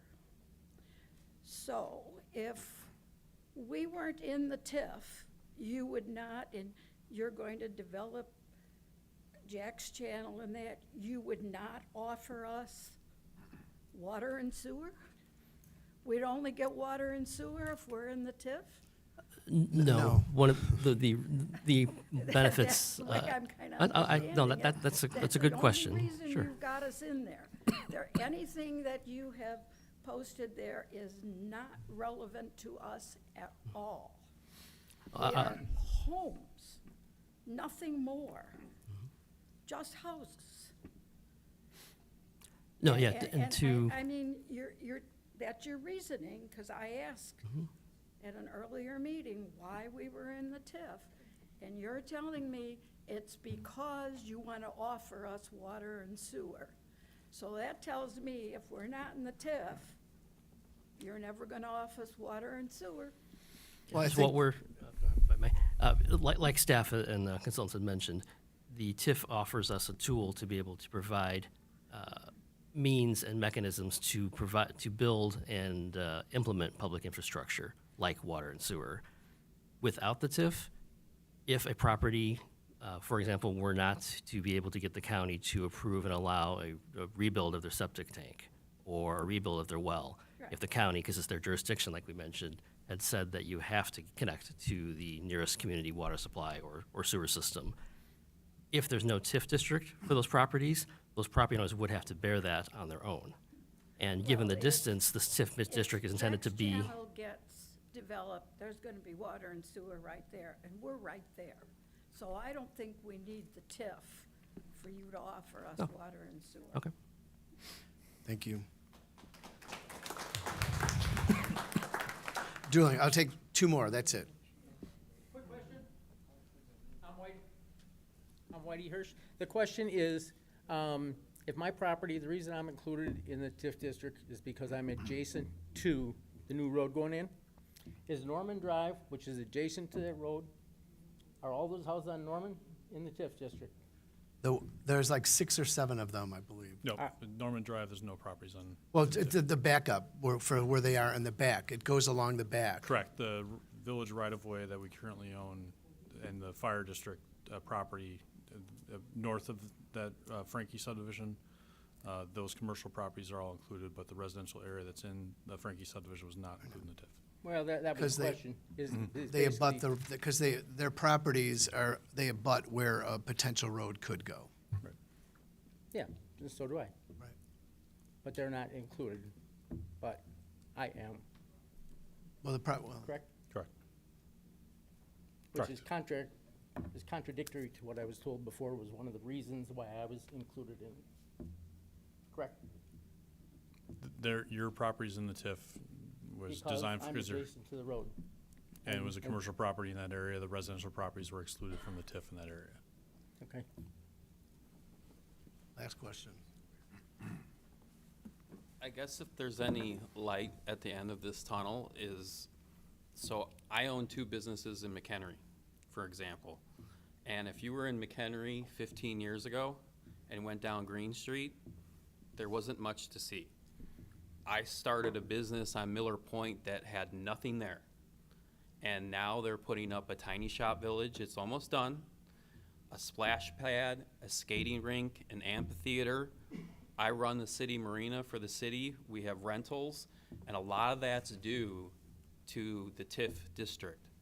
So without having that, none of that would have been possible for the residents of McHenry. And if you look at the downtown of McHenry on Green Street, the businesses are thriving right now because it's bringing in more people because of the new developments. So, I mean, and I'm on the Riverwalk Committee, which you can walk from Green Street all the way around. We had to negotiate with all the bar owners along the river and extend out over the river, so we didn't take their property to go all the way around, and now it's gonna make a complete circle all the way back to Green Street. So it was a 4-phase project. So in that instance, they didn't take anything from anybody, but, I mean, they really did something with that TIF money and the Rise Up money that really benefited the community. So if there's any light at the tunnel, you know, for people to think about, that's what McHenry did. And if all the people stick together, like if someone were to want to take the tracks, I'm sure you'd have 10,000 people standing in front of it with signs. So, I mean, if the people stay together, I'm sure things like Can you, that. excuse me, can you talk into the microphone? Thank you. I'm sure things like that, you know, everyone's afraid of change. But if the people stick together, I'm sure, you know, common ground will be found. Thank you very much. Yes. Okay. That concludes our public comment part of it at 9:15. I am going to take a 5-minute break so the board could refresh themselves. So we'll reconvene here at 9:20.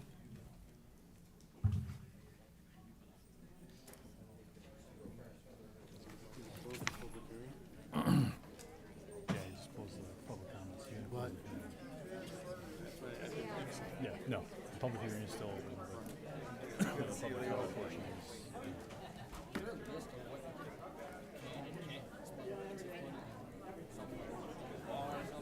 Yeah, there's. He's giving a $1 million subsidy handout to the developer to buy a property.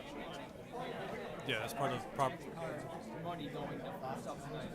That's part of a property acquisition. I'm is moving on. part of eligible expenses, so the budget. You taxpayer money to private companies now, like No. subsidize so they can build. Like, is there a list on the government website that you have or something that says? Yeah, the TIF law says what you can spend it on, but from, in that example that he gives, the TIF that he would, whatever development that he produces there would generate new revenue, so that's what would be reimbursed through the TIF. So if the village were to step in and provide $1 million for that, no, Use taxpayer money to give $1 million. it's generate, correct. The profit that company and developer makes off that property, I'm not gonna get a check from their profits. No, so it's an incentive package that you would have with the developer from that standpoint.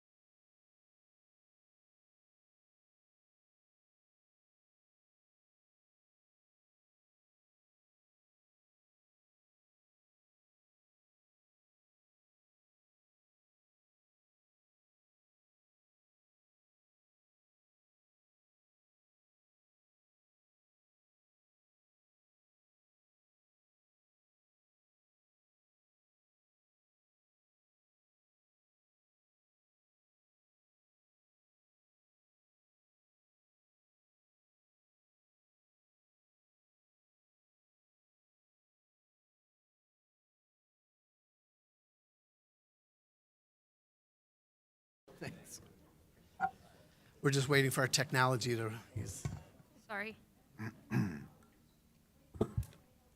Okay. We're He good? says we're good. okay. Let's reconvene at 9:26, the discussion by the village board.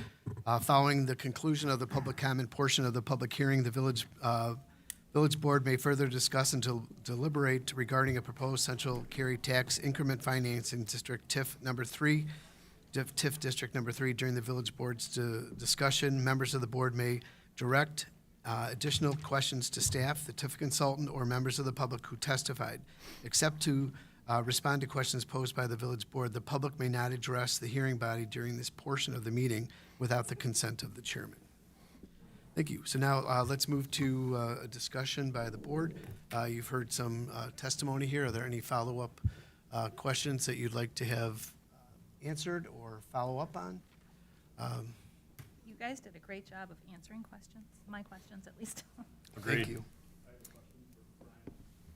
Can you state what percentage this?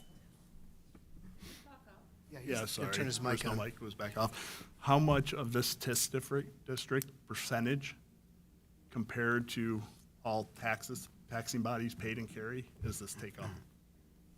As far as their assessed value? Yeah. So the Village of Cary, currently the equalized assessed value for, I can find the slide that shows it as well.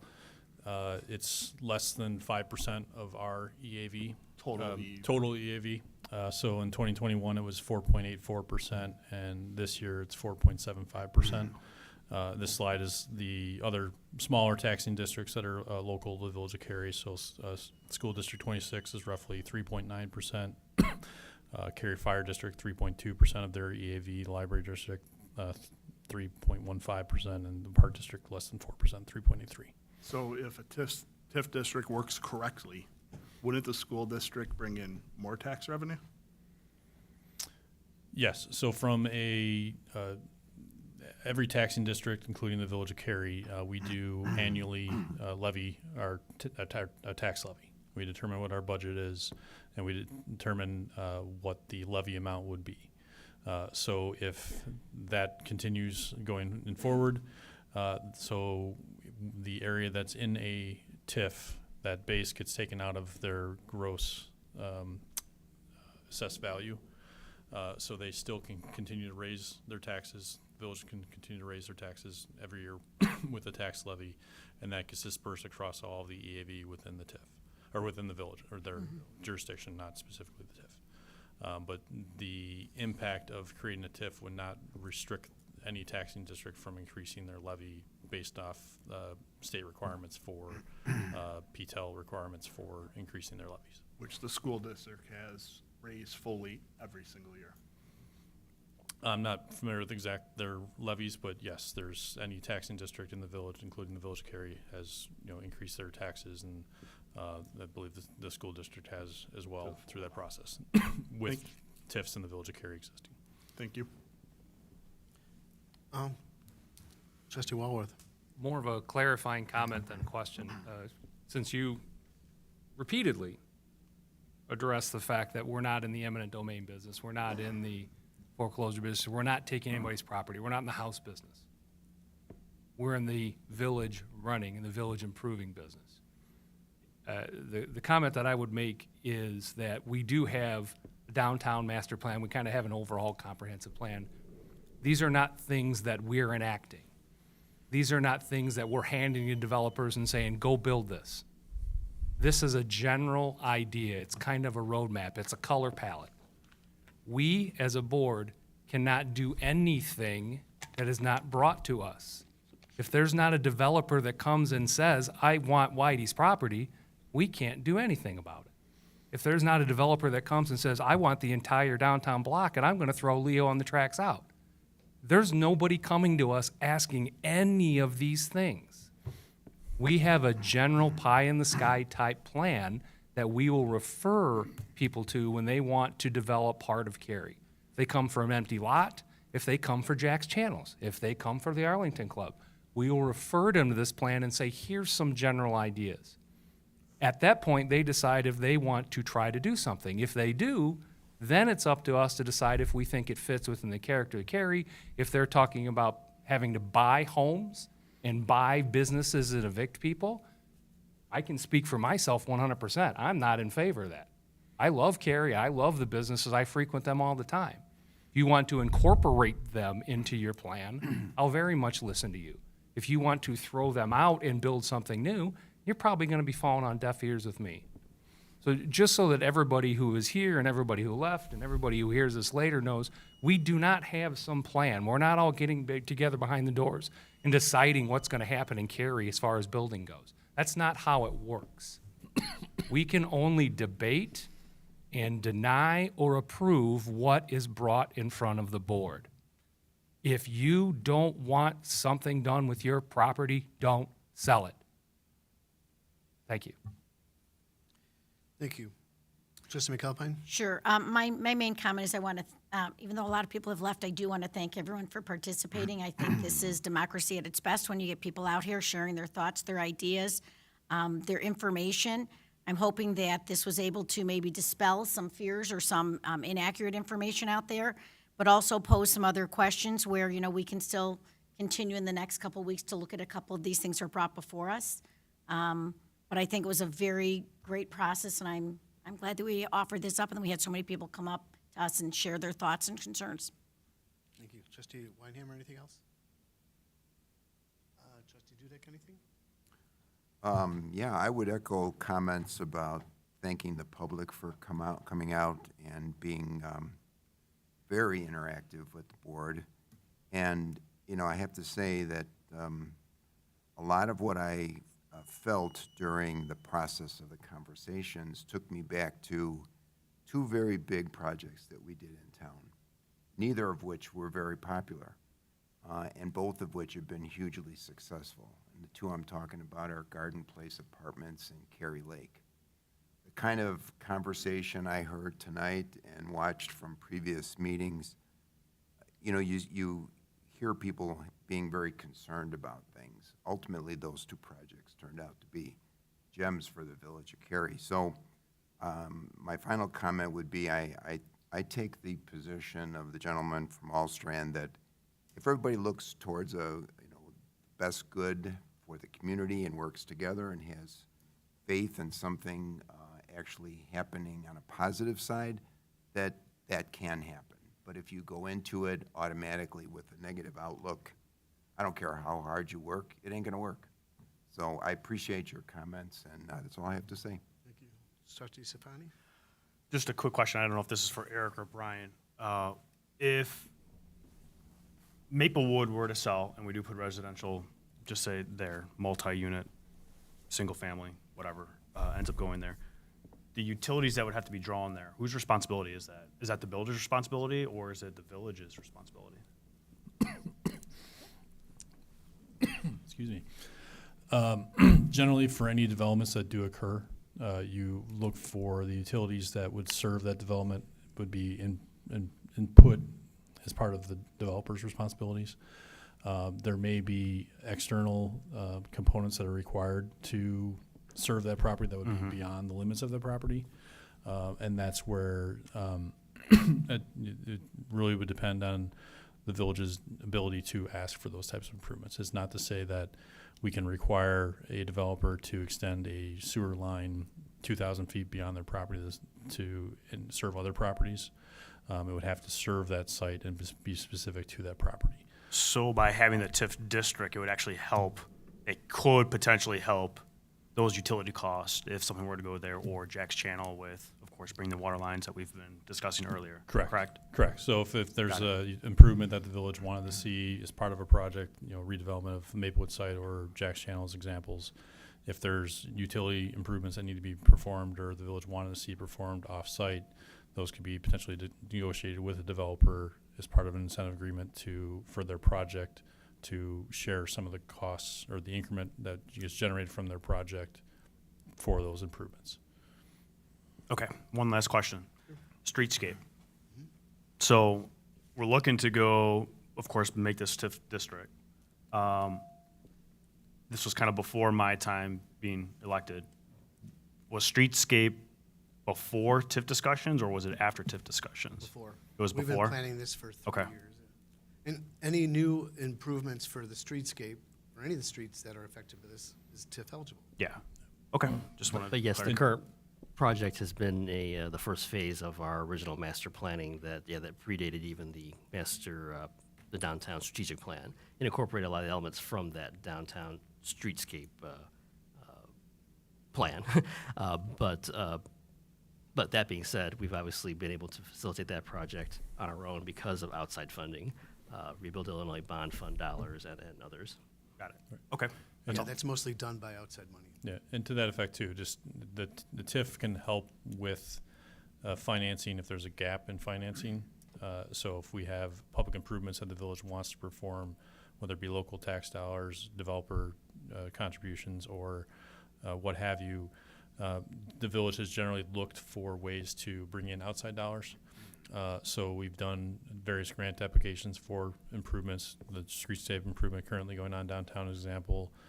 Next year's project, we're replacing the old depot building, also as a grant that we brought in additional outside funds. And even within TIF 1, as an example, that TIF specifically was designed for the reconstruction of Jandis Cutoff Road. It was one of the major improvements that was identified in that TIF when it was created in the 90s. The village was able to secure outside grants to help pay for those improvements, which then served to reallocate some TIF money to other improvements in the TIF, like the lift station.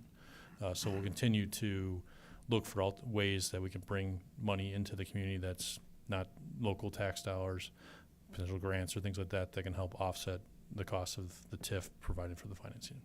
Okay. Awesome. I'm just not a man of wasting money, and I just wanted to see how they overlap with each other. So.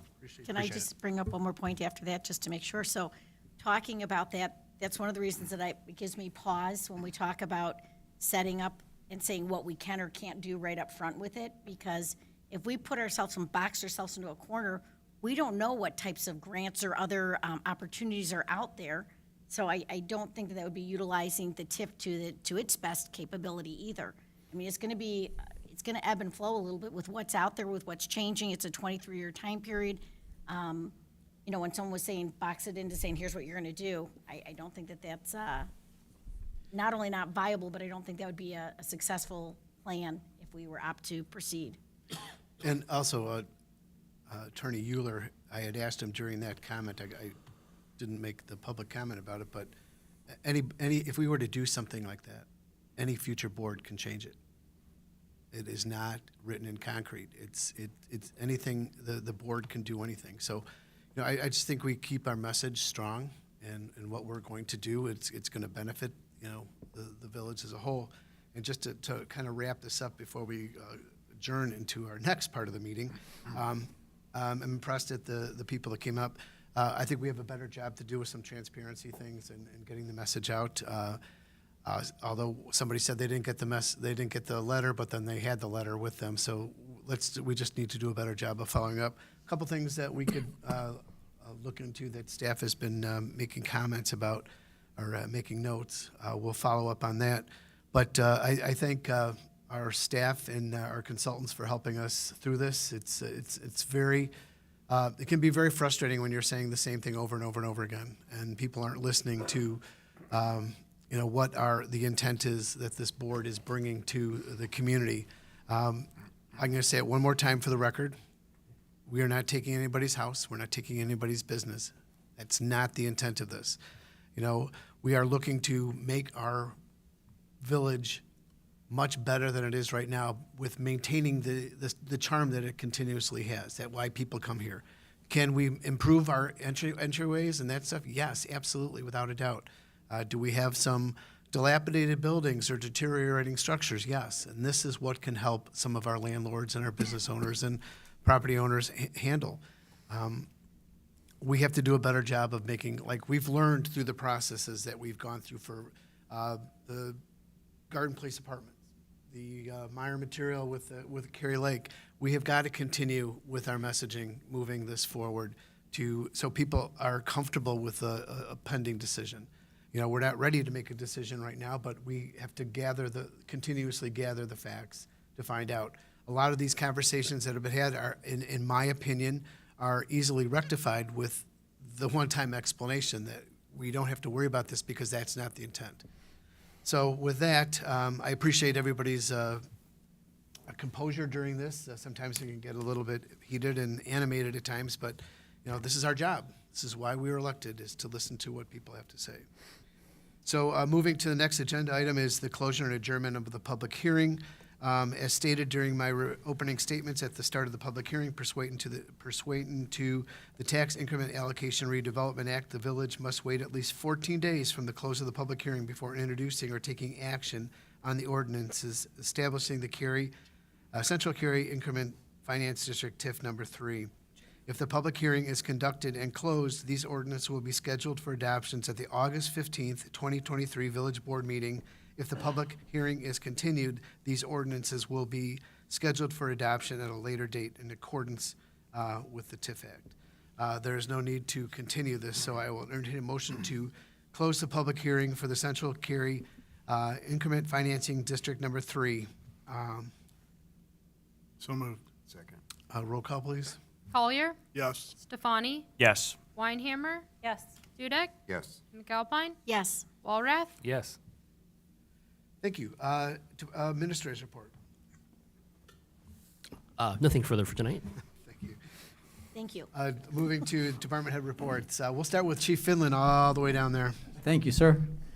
Just a couple things. Number one, that remind the village board and the residents that we'll be having our National Night Out event August 3rd on Thursday between 6 p.m. and 8 p.m. right here.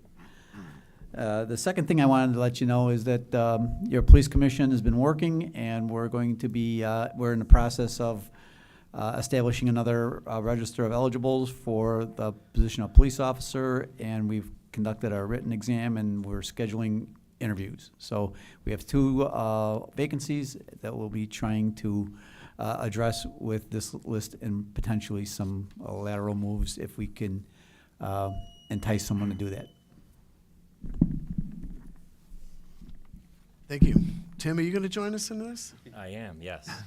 Can we advance the slides? There we go. I just have a brief update on, I guess, the big 3 public works projects we got going on right now. You've probably seen across the street here, Water Tower 4, painting of that tower has begun. It's the crowd yes, going wild, yes. okay? Radio and cellular equipment's been removed from the top of the tower. You can see that picture of the crane from last week. The contractor is currently rigging the tower to get a curtain established, which will be used during the painting process. And our public works crews have been working very hard, a lot of hours, preparing our system to function properly with this tower offline. So a big thank you to them. Downtown, most of the construction is currently focused on the south side of West Main. Right now, we're doing a lot of underground utility work, electrical work. So not entirely visible, but a lot of work is going on under the scenes, I guess, with that project. And finally, the pavilion at Rotary Park, the construction out there has begun with some concrete sidewalk, the concrete pad, and footing for that pavilion structure being formed as we speak and poured in preparation for that pavilion to be shipped and established here within hopefully the next month or so. Very exciting things that are going on right now. Dan, do you have anything to say? No, nothing other than continue to speak to businesses. There we go. It's like being on a Zoom call.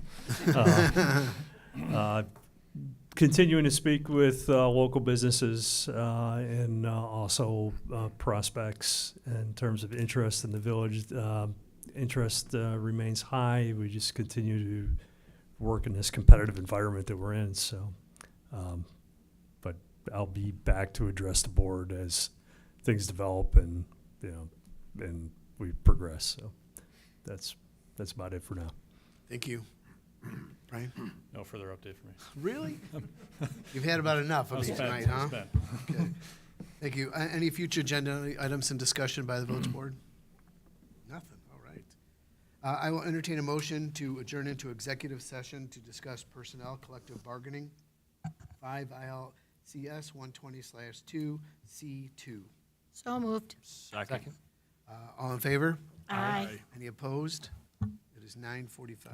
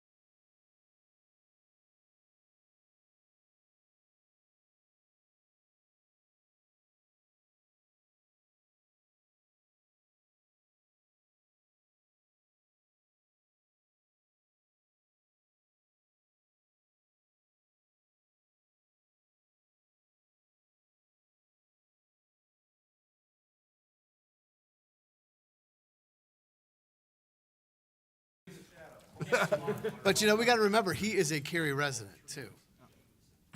He was God love you. blending in. Okay, we are unmuted. Ready to Okay, go. thank you. I will entertain a motion to return from executive session. So moved. Second. All in favor? Aye. Any opposed?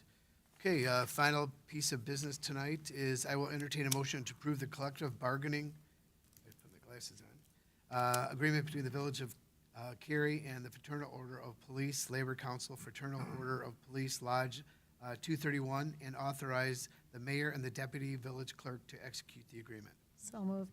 Second. Any discussion? Roll call, please. Collier, Yes. Dudek, Yes. McAlpine, Yes. Stefani, Yes. Walrath, Yes. Weinhammer, Yes. Thank you. I will entertain a motion to adjourn at 10:02. So moved. Second. All in favor? Aye. Any opposed? We are adjourned. Thank you guys very much. Great meeting. 3 meetings, yeah. We had 2 meetings within the meeting. You know, we had 1 meeting and then